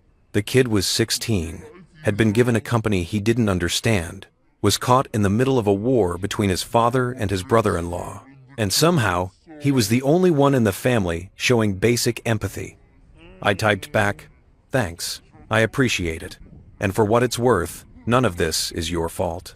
His response came immediately. "Feels like it is. I didn't ask for the company." I know, but take it anyway. Learn it. Make it yours. Just don't make my mistake of thinking that doing good work will make them see you as an equal.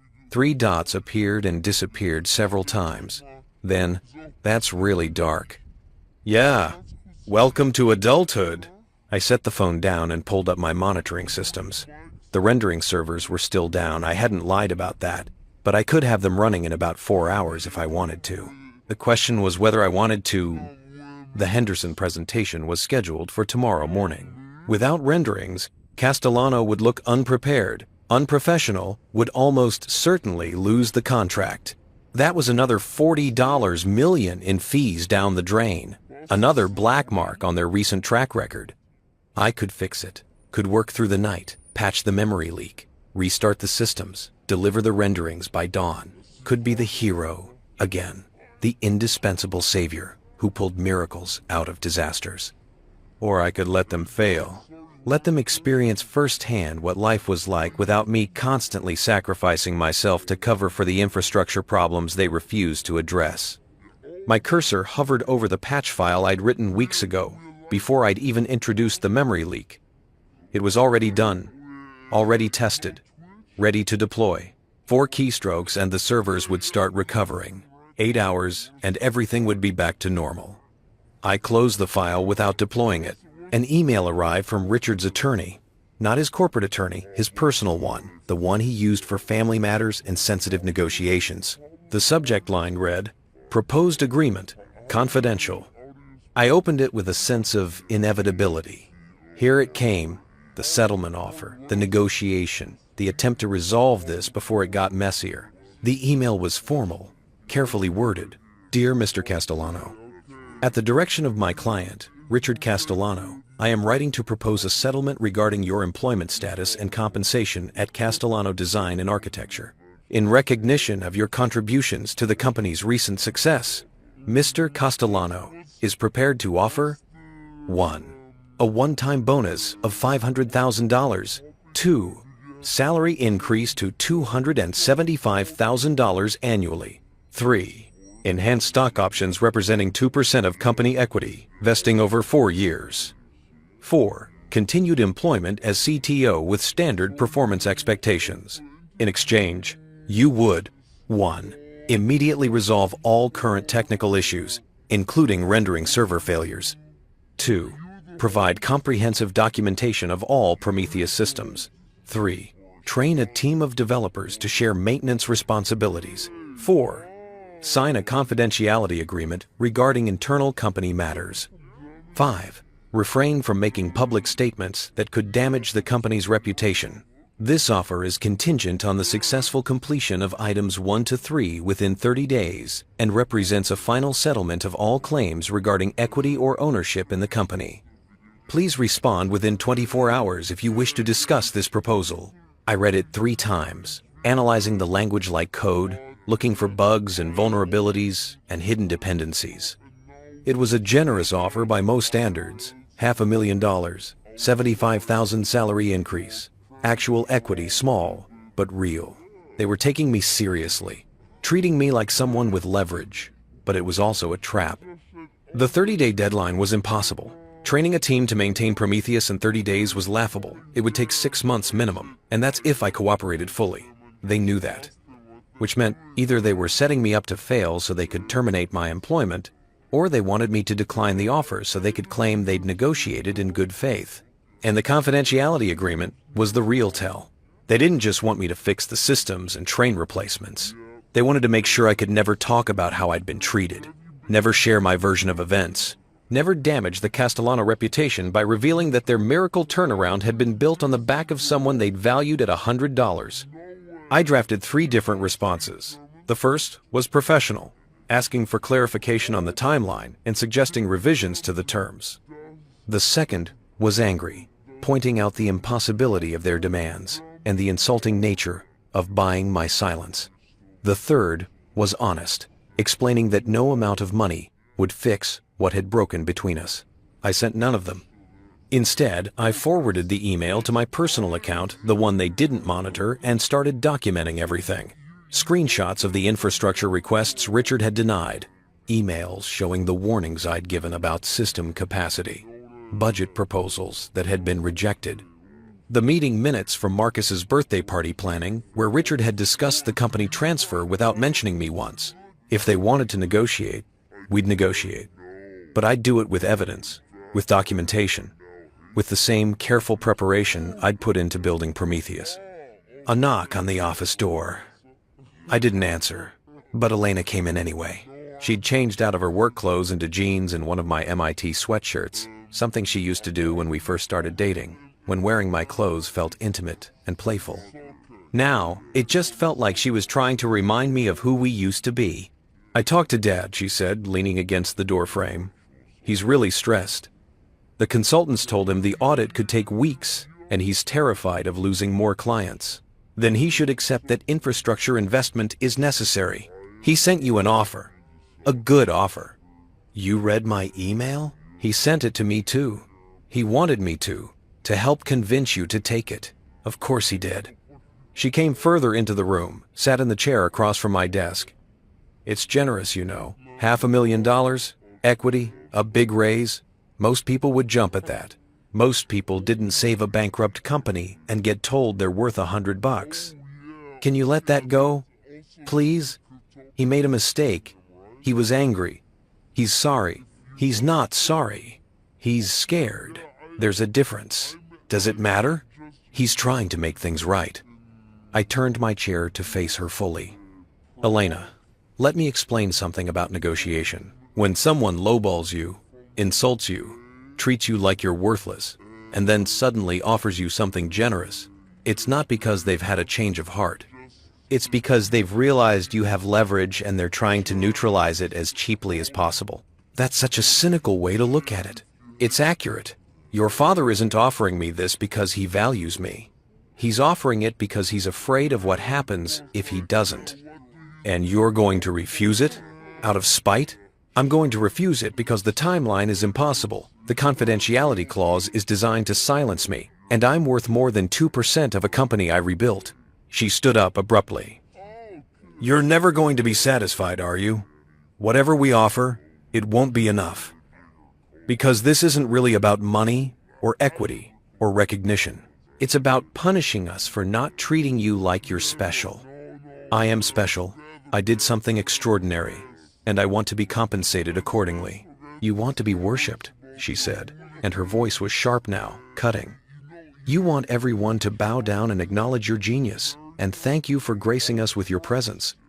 But that's not how the world works. That's not how family works. You're right, I said. Family doesn't work that way.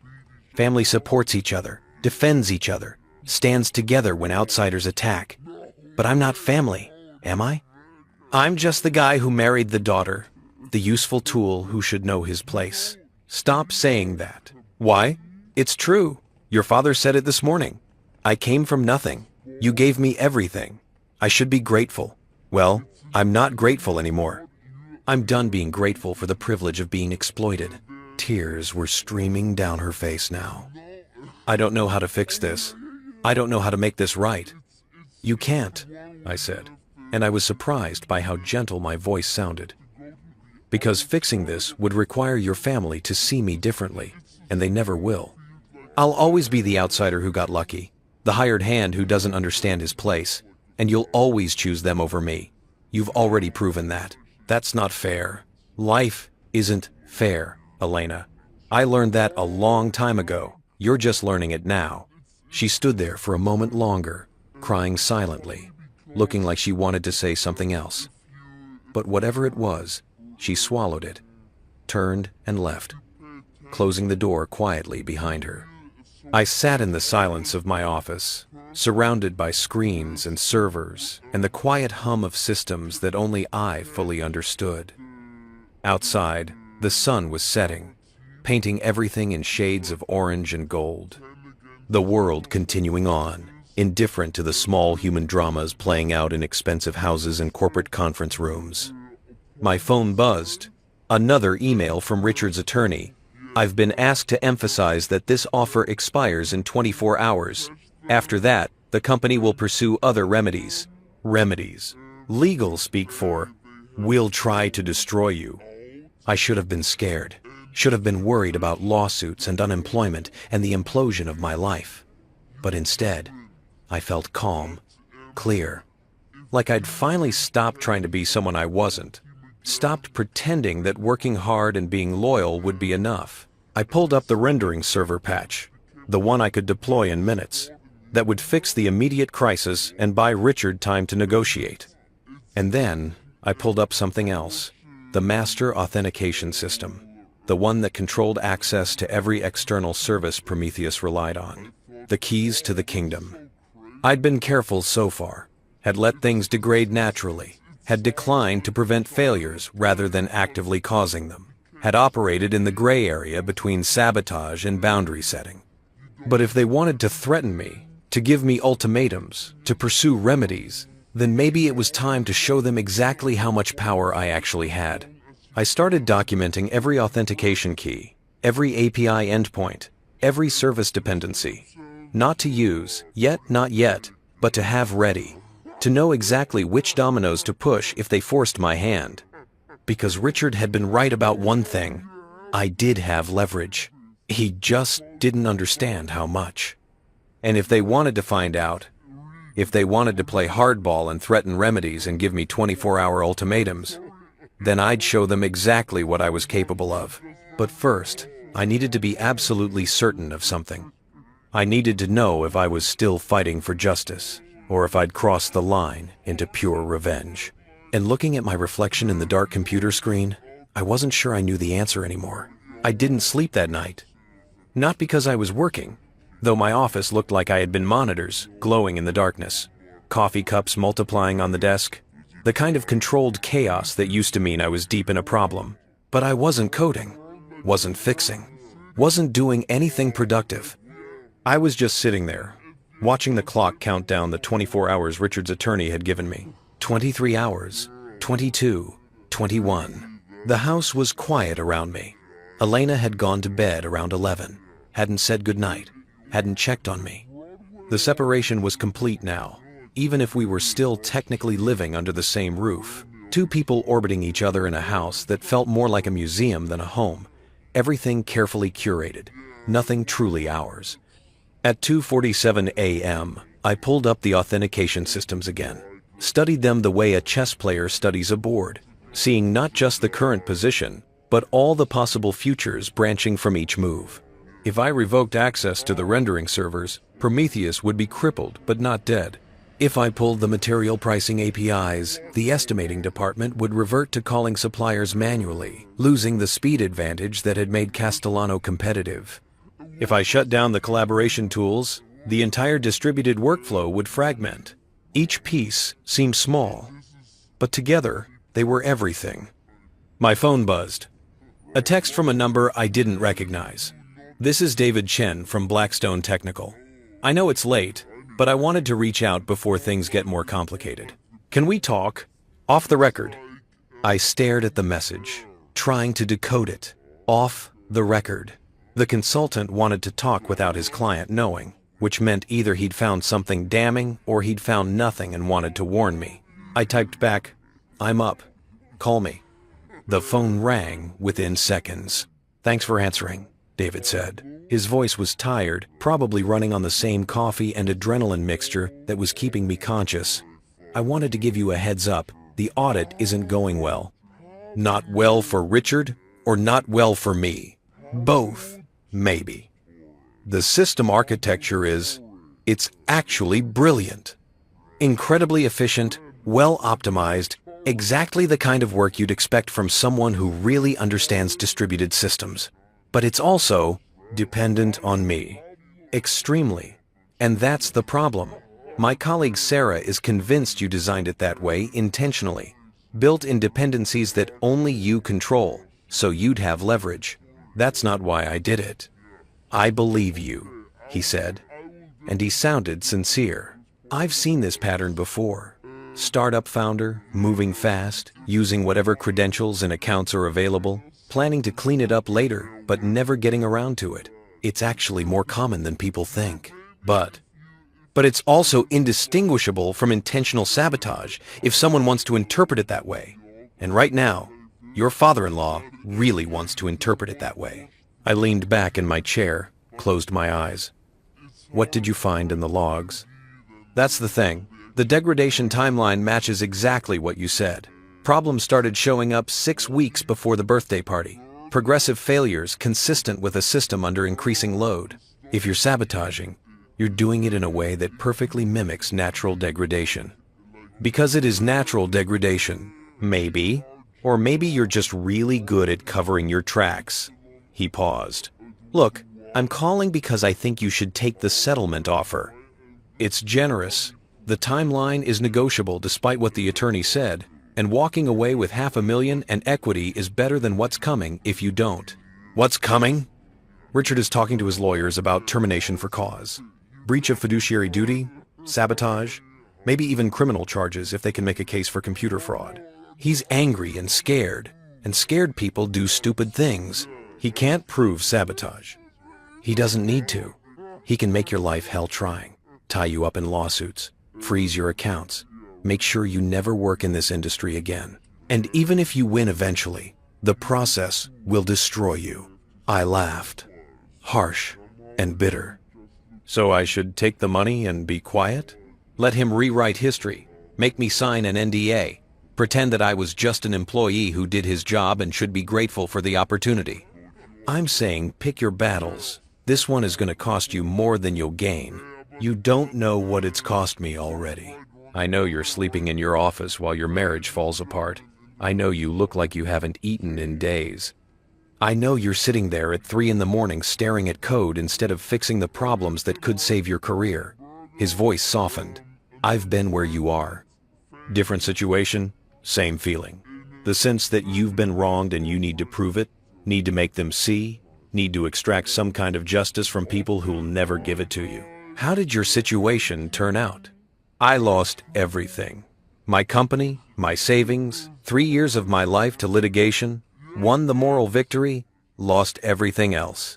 That's why I'm calling, because I see you heading down the same path, and I'm trying to save you from it. I was quiet for a long moment, listening to the hum of my servers, the distant sound of a car passing outside, the white noise of a life unraveling. What would you do? I asked finally. If you were me? Honestly, I'd take the settlement, document everything, and write a tell-all book in 5 years when the NDA expires. Get rich off the story, instead of destroying yourself for principles that nobody else cares about. That's pretty cynical. That's survival. Principles don't pay rent, and moral victories don't rebuild careers. We talked for another 20 minutes. He told me about his case, a startup he'd co-founded, a partner who'd pushed him out, a lawsuit that had technically vindicated him while practically ruining him. Told me about the 2 years of unemployment, the blacklist that followed, the way that being right had mattered less than being difficult. The thing about leverage, he said before hanging up, is that it only works if you're willing to use it. And if you use it, you better be prepared for the consequences. Because the people you're fighting have more resources, more connections, and less to lose than you think.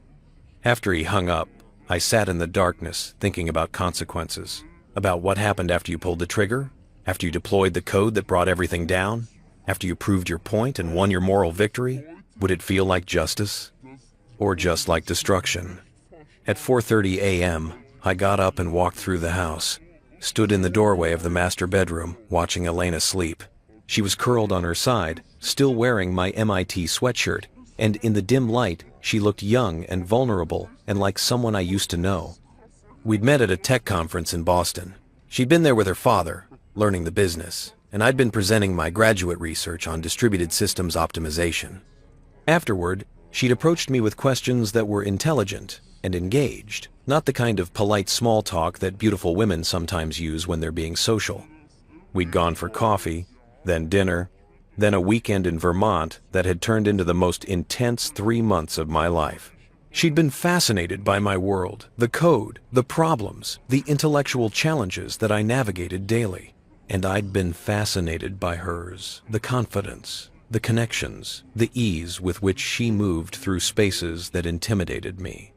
"You're brilliant," she'd told me once, early on, when I'd explained some complex algorithm I was working on. Like, actually brilliant, not just smart, brilliant. No one had ever called me that before. Smart, yes. Good at math, technically proficient, hardworking, but brilliant was different.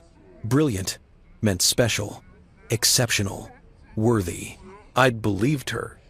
Had believed that she saw something in me that justified the class jump, the cultural differences, the fact that her parents had looked at me like I was an interesting specimen during our first dinner together. Had believed right up until the moment she'd sat on their side of the conference table and watched them accuse me of extortion. I left her sleeping and went back to my office. Opened my email to find 17 new messages, most of them from Castellano employees asking for guidance on the rendering servers, on project timelines, on whether they should tell their clients to expect delays. One email stood out, from Sarah Kim, the other consultant, sent at 4:03 a.m. I don't usually do this, but I'm compiling my section of the audit report, and I wanted to ask you something directly. Did you build Prometheus with the intention of making yourself irreplaceable?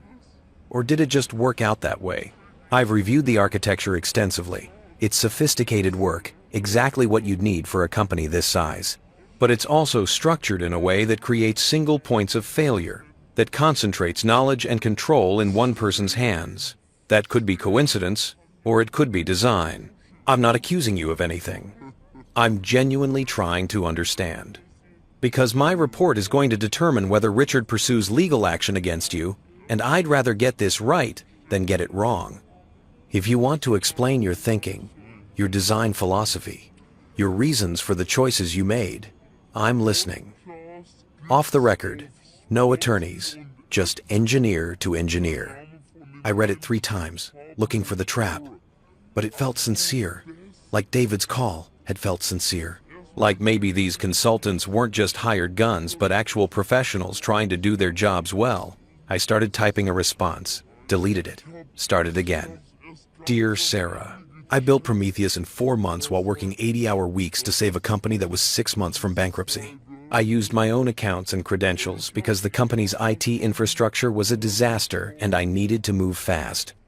I concentrated the architecture around systems I understood because I was the only developer and I needed to build something I could maintain alone. Was it good design? Technically, yes.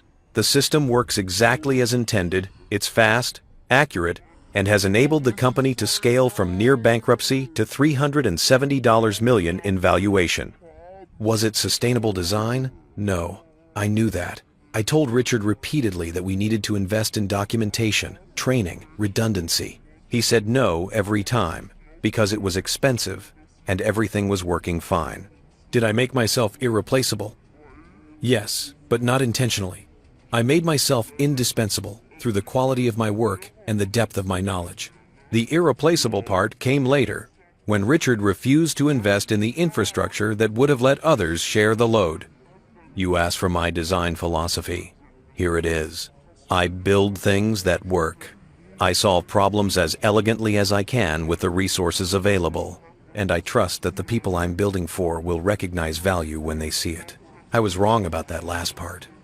As for whether I'm sabotaging the system now, I'm not. I'm letting it fail naturally when I'm not actively preventing those failures through unpaid overtime and heroic effort. I'm setting boundaries around how much of myself I'm willing to sacrifice for people who've made it clear they see me as a tool, not a person. Is that sabotage? Or is it just refusing to be exploited? I genuinely don't know anymore.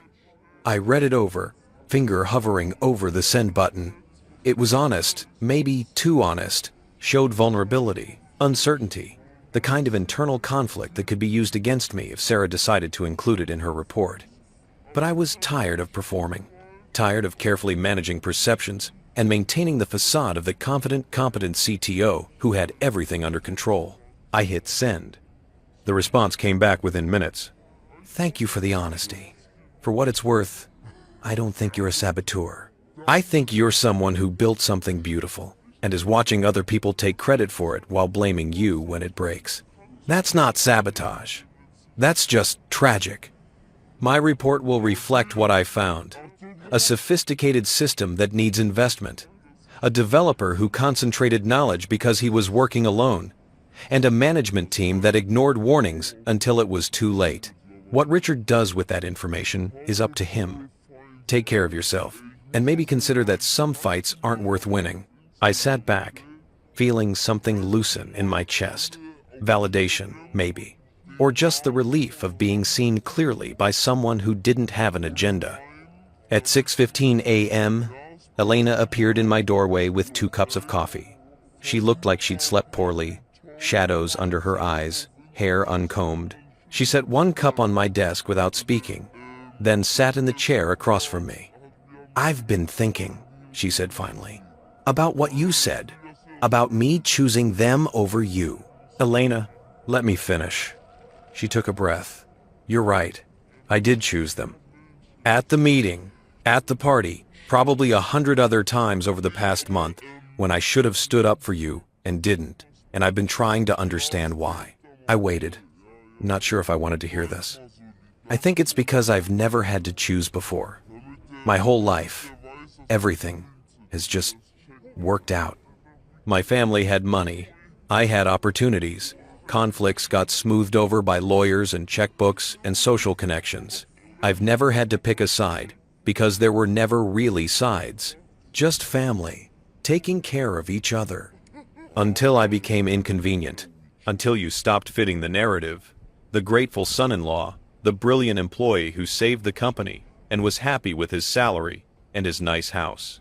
When you started demanding more, started insisting on recognition and equity and a seat at the table, you became a problem. And I didn't know how to reconcile the man I loved with the problem my family kept describing.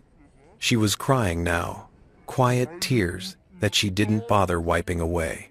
I'm sorry, she said, for sitting on their side, for not defending you, for making you feel like you had to prove your worth when I should have been proving mine as your wife. I felt something crack inside me, some defensive wall I'd built over the past weeks. Why are you telling me this now? Because in 11 hours you have to decide whether to take Dad's offer or walk away. And I wanted you to know that whatever you choose, I'll support it. I'll stand with you. Even if it means standing against my family. Elena, I mean it. If you want to refuse the offer, burn it all down. Prove your point. I'll be there. And if you want to take the money and walk away, start over somewhere else, I'll come with you. I'm choosing you. I should have chosen you from the beginning. I looked at her, this woman I'd married 3 years ago, who I'd built an empire to save, who I'd nearly destroyed myself trying to prove worthy of. And I saw something I hadn't seen in weeks, actual love. Not obligation or guilt or family loyalty, but the real thing, complicated and imperfect, and probably too late. You know what's funny? I said. A month ago, that's all I wanted. You choosing me, standing beside me. And now that you're offering it, I don't know if it's enough. What do you mean? I mean that even if you support me, even if you stand with me, your family is still going to see me as the villain. They're still going to tell the story where I held the company hostage, where I was ungrateful and vindictive and petty, and you'll be caught in the middle forever. That's my choice to make. Is it? Can you really cut off your family? Your mother? Your brother? Your father? Can you live with that? She was quiet for a long moment. I don't know, but I know I can't live with losing you. The deadline ticked down. 10 hours. 9. 8. At noon, I got a call from Richard. Not an email, not a message from his attorney.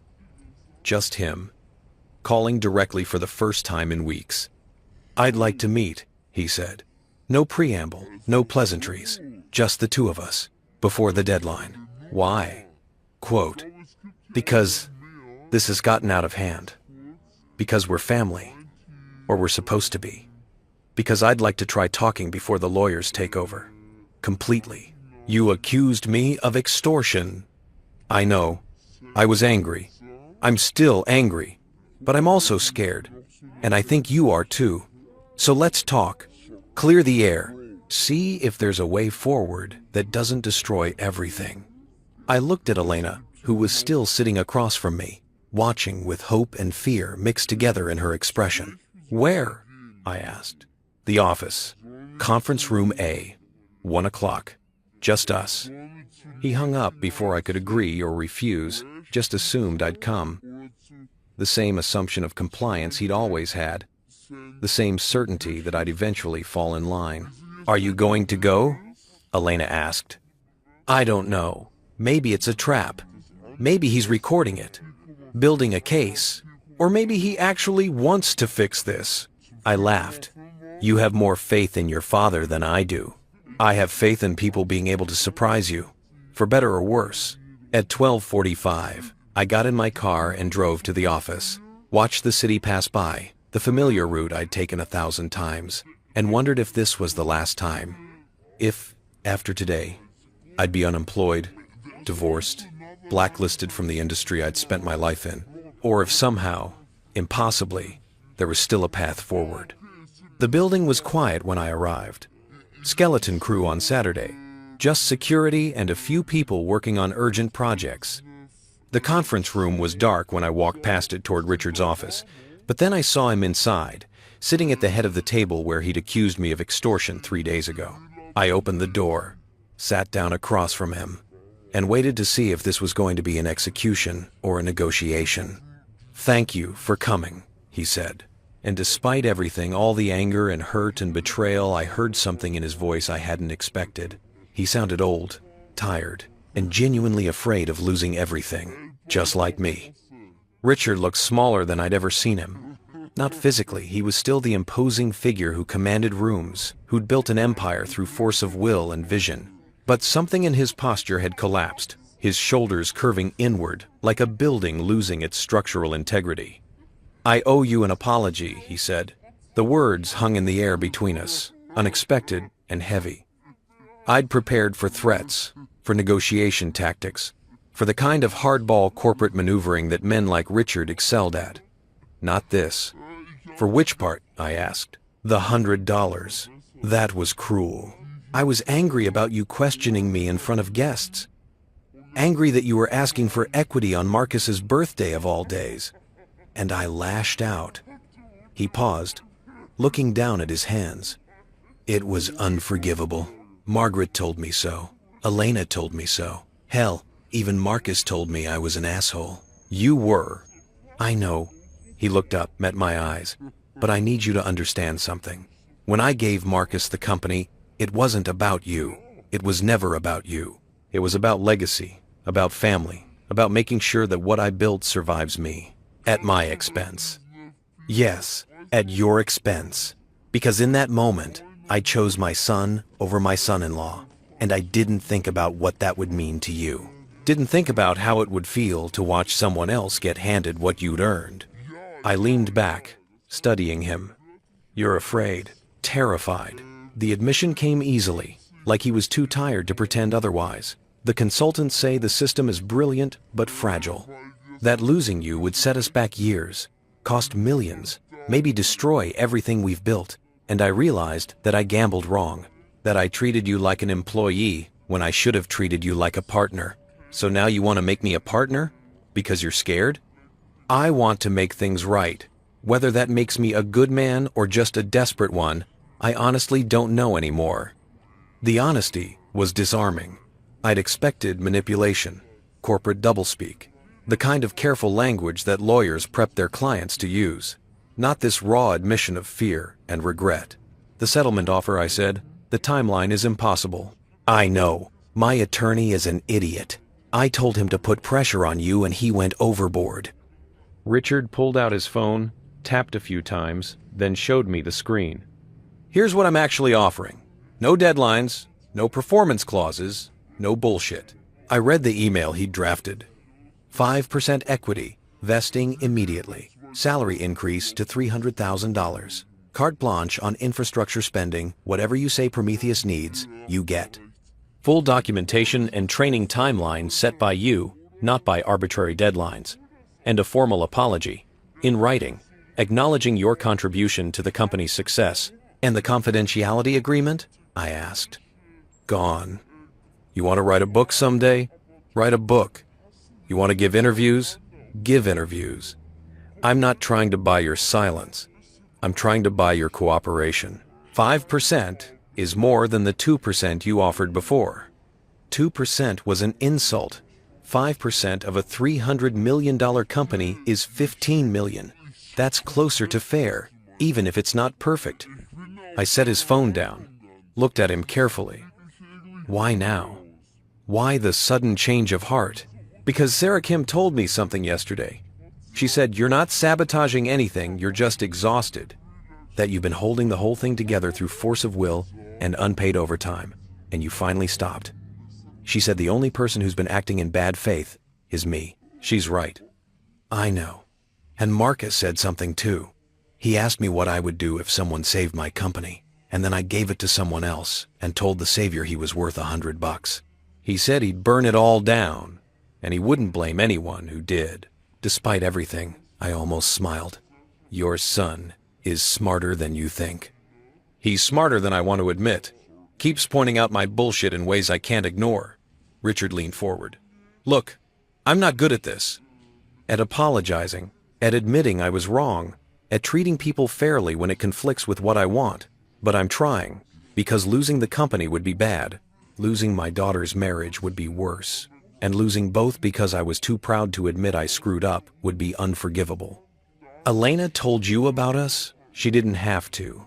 I have eyes. I see how she looks at you, how you look at each other, like you're already divorced, just going through the motions until it's official. The observation stung because it was accurate. This isn't just about business anymore. I know, but maybe fixing the business is the first step to fixing the rest. Maybe if I show you that I actually value what you've done, that I see you as more than just hired help, maybe that helps Elena choose between us. Because right now, she's being forced to choose, and that's my fault. I thought about Elena that morning, offering to stand with me. About the look on her face when she'd said she was choosing me.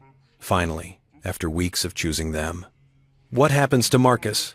I asked. "You give me 5% equity. That comes from somewhere. It comes from my share. Marcus keeps his majority stake. This is me paying you what I should have paid you 3 years ago. And the CTO position? Yours for as long as you want it. With real authority, real budget control, real partnership. No more asking permission to fix things. You're the expert. I'll trust your judgment." It was everything I'd asked for, everything I'd fought for. Recognition, equity, authority, respect, delivered not through extortion or leverage, but through what seemed like genuine contrition. And I didn't trust it. "I need time," I said, "to think, to talk to Elena, to figure out if this is real or just another negotiation tactic." "Fair enough. Take the weekend. But please, think about it seriously, because I mean what I'm saying. You saved my company. You deserve to own part of it." I stood up, headed for the door, then stopped. "The rendering servers. I can have them running in 4 hours. And will you?" I looked back at him.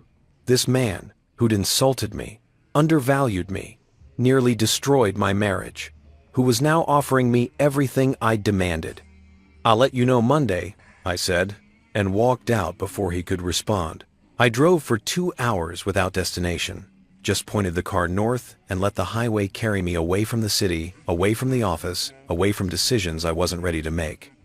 The landscape gradually shifted from urban sprawl to suburbs to the kind of open countryside that makes you feel small in a clarifying way.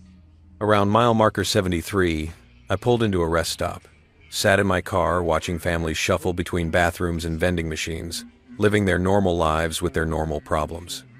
A father arguing with his teenager about college applications. A mother trying to convince her toddler that, yes, we really do need to use the bathroom before we get back in the car. Simple conflicts with simple resolutions. I envied them. My phone had been buzzing periodically. Elena asking where I was. Marcus sending another message. "Dad says you guys talked. Hope it went okay?" Sarah Kim forwarding her completed audit report with a note. "Thought you should see this before Richard does." I opened Sarah's email first. The report was comprehensive, professional, and devastatingly fair. Executive summary.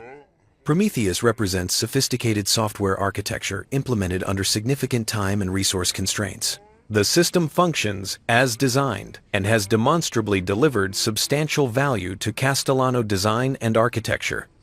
However, the architecture exhibits several characteristics that create operational risk. 1. Concentrated knowledge. Primary developer is sole repository of critical system understanding. 2. External dependencies. Multiple third-party services authenticated through personal accounts. 3. Documentation deficit. Limited technical documentation for knowledge transfer. 4. Single points of failure. Key systems lack redundancy or backup personnel. Sabotage allegations. Our investigation found no evidence of intentional sabotage. System degradation patterns are consistent with infrastructure operating beyond designed capacity.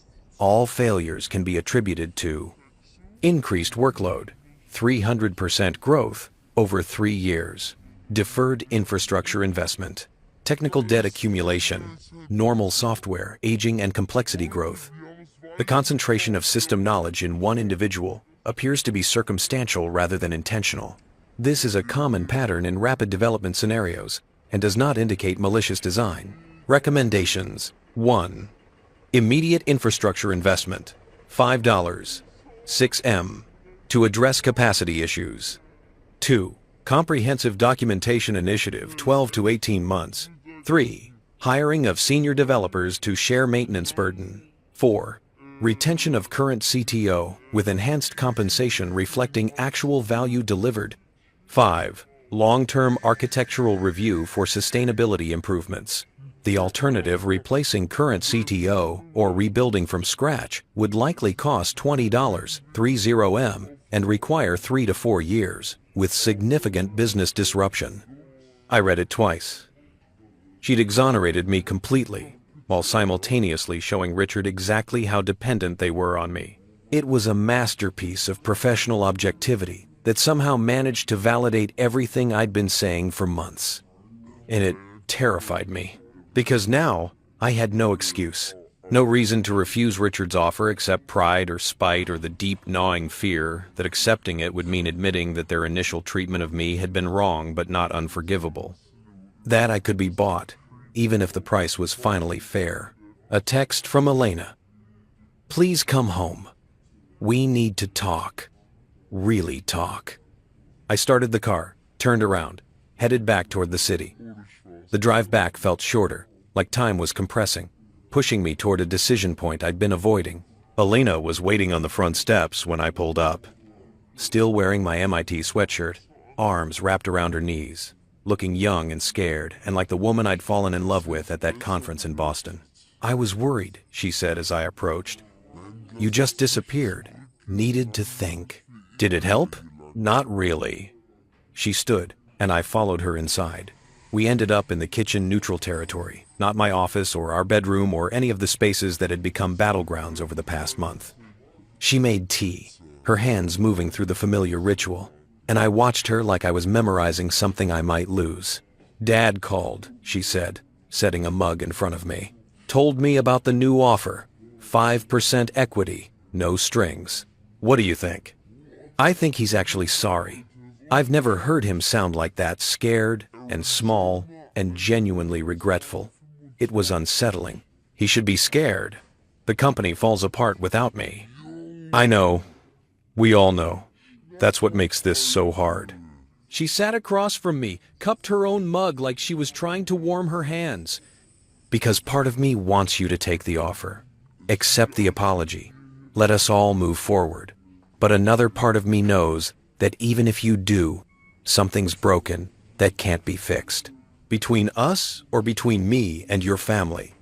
Both. All of it. She looked up, and her eyes were red. I've been lying to myself, you know, telling myself that if Dad just apologized, if he just gave you what you deserved, everything would go back to normal. But there is no normal anymore. We can't unknow what we've learned about each other. What have we learned?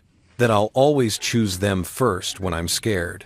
That you'll always resent being the outsider, no matter how much they try to include you. That our marriage was built on hope and good intentions, instead of on actually understanding what we were getting into. The honesty was brutal and clarifying. So what do we do? I don't know, but I know we can't keep pretending. Can't keep living in this house that my parents bought, working at this company that my father built, trying to force ourselves into shapes that don't fit. I sipped my tea, thought about shapes and fitting and the way I'd spent 3 years trying to mold myself into the perfect son-in-law, the grateful outsider, the brilliant savior who knew his place. If I take the offer, I said slowly, I stay. Keep working for your father. Keep living in this house. Keep being the CTO who saved the company. And we try to rebuild our marriage on top of all the resentment and hurt and betrayal. And if you don't, I walk away from the company, from the equity, from your family, and probably from you, because I don't know how we survive that kind of rupture. She was crying now, silently, tears running down her face. I don't want to lose you. I don't want to lose you either, but I don't know if wanting is enough. We sat in silence, drinking tea that had gone lukewarm, watching the afternoon light fade through the kitchen windows. Somewhere in the house, a clock was ticking. Outside, neighbors were living their lives, oblivious to the small tragedy unfolding in the expensive house on the corner. My phone buzzed. Can I come over? I know it's weird, but I want to talk to you before you decide anything. I showed Elena the message. She nodded. Let him come. Maybe he'll say something that helps. 20 minutes later, Marcus was sitting in our living room, still looking uncomfortable in the adult clothes he'd started wearing. He had a folder with him, which he set on the coffee table between us. I've been doing research, he said, about company valuations, equity structures, what's fair. Because I realized I have no idea what any of this means. Dad gave me a company, and I didn't even know enough to ask what that actually meant. He opened the folder, pulled out printouts covered in highlighted sections and handwritten notes. So here's what I learned. Prometheus, the system you built, is responsible for basically all our competitive advantage. Without it, we're just another architecture firm. With it, we're 3 times faster and more accurate than anyone else. That's worth somewhere between 40 and 60% of the company's total value. Marcus, let me finish. Dad's offering you 5%. That's $15 million, which sounds like a lot. But if the system is worth 60% of a $300 million company, that's $180 million. 5% isn't fair. It's not even close to fair. Elena and I exchanged glances. Her 16-year-old brother had just done more honest accounting than his father's entire executive team. I can't give you equity, Marcus continued. Dad controls my shares through a trust until I'm 25. But I wanted you to know that what happened to you was wrong. And that if I actually earn this company someday, if I learn it and understand it and make it mine, I'll remember that you're the reason it still exists. He stood up awkwardly, like he'd said what he came to say, and didn't know what else to do. For what it's worth, he added, I think you should take the money and leave. Start your own company. Build something that's actually yours. Because even if Dad gives you equity and apologizes and treats you better, you'll always be working for him. And I don't think you're someone who's meant to work for other people. After he left, Elena and I sat in the silence he'd created. He's right, she said finally. You're not meant to work for other people. You're meant to build things, lead things, own things. And you'll never be able to do that here. What are you saying?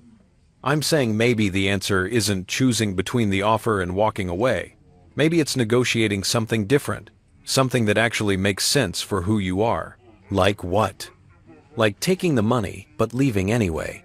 Use the equity as seed funding for your own company. Build something that's yours from the ground up. Something nobody can take from you, or give to their son, or tell you isn't really yours. The idea settled over me like a revelation. Not revenge, not capitulation, but a third option I hadn't seen because I'd been so focused on the binary choice between staying and leaving. And us? I asked. She was quiet for a long moment. I don't know, maybe we separate for a while. Give each other space to figure out who we are when we're not trying to navigate my family's expectations. See if there's still something real underneath all the performance and obligation. That sounds like the beginning of a divorce. Maybe. Or maybe it's the only way we survive this. By admitting that we can't fix everything, can't go back to who we were, but might be able to find something new if we're brave enough to try. My phone buzzed again. The Henderson presentation is rescheduled for Monday at 9 a.m. They're giving us one more chance. Please. I looked at the message. Thought about Richard sitting in that conference room looking small and scared. Thought about 3 years of work, of late nights and sacrifices, and the strange pride that comes from building something extraordinary. Thought about Marcus's research, and Sarah's report, and Elena's suggestion, and the rendering servers that I could fix in 4 hours. I'm going to the office, I said. Elena looked up, surprised. To fix the servers? To make a counteroffer.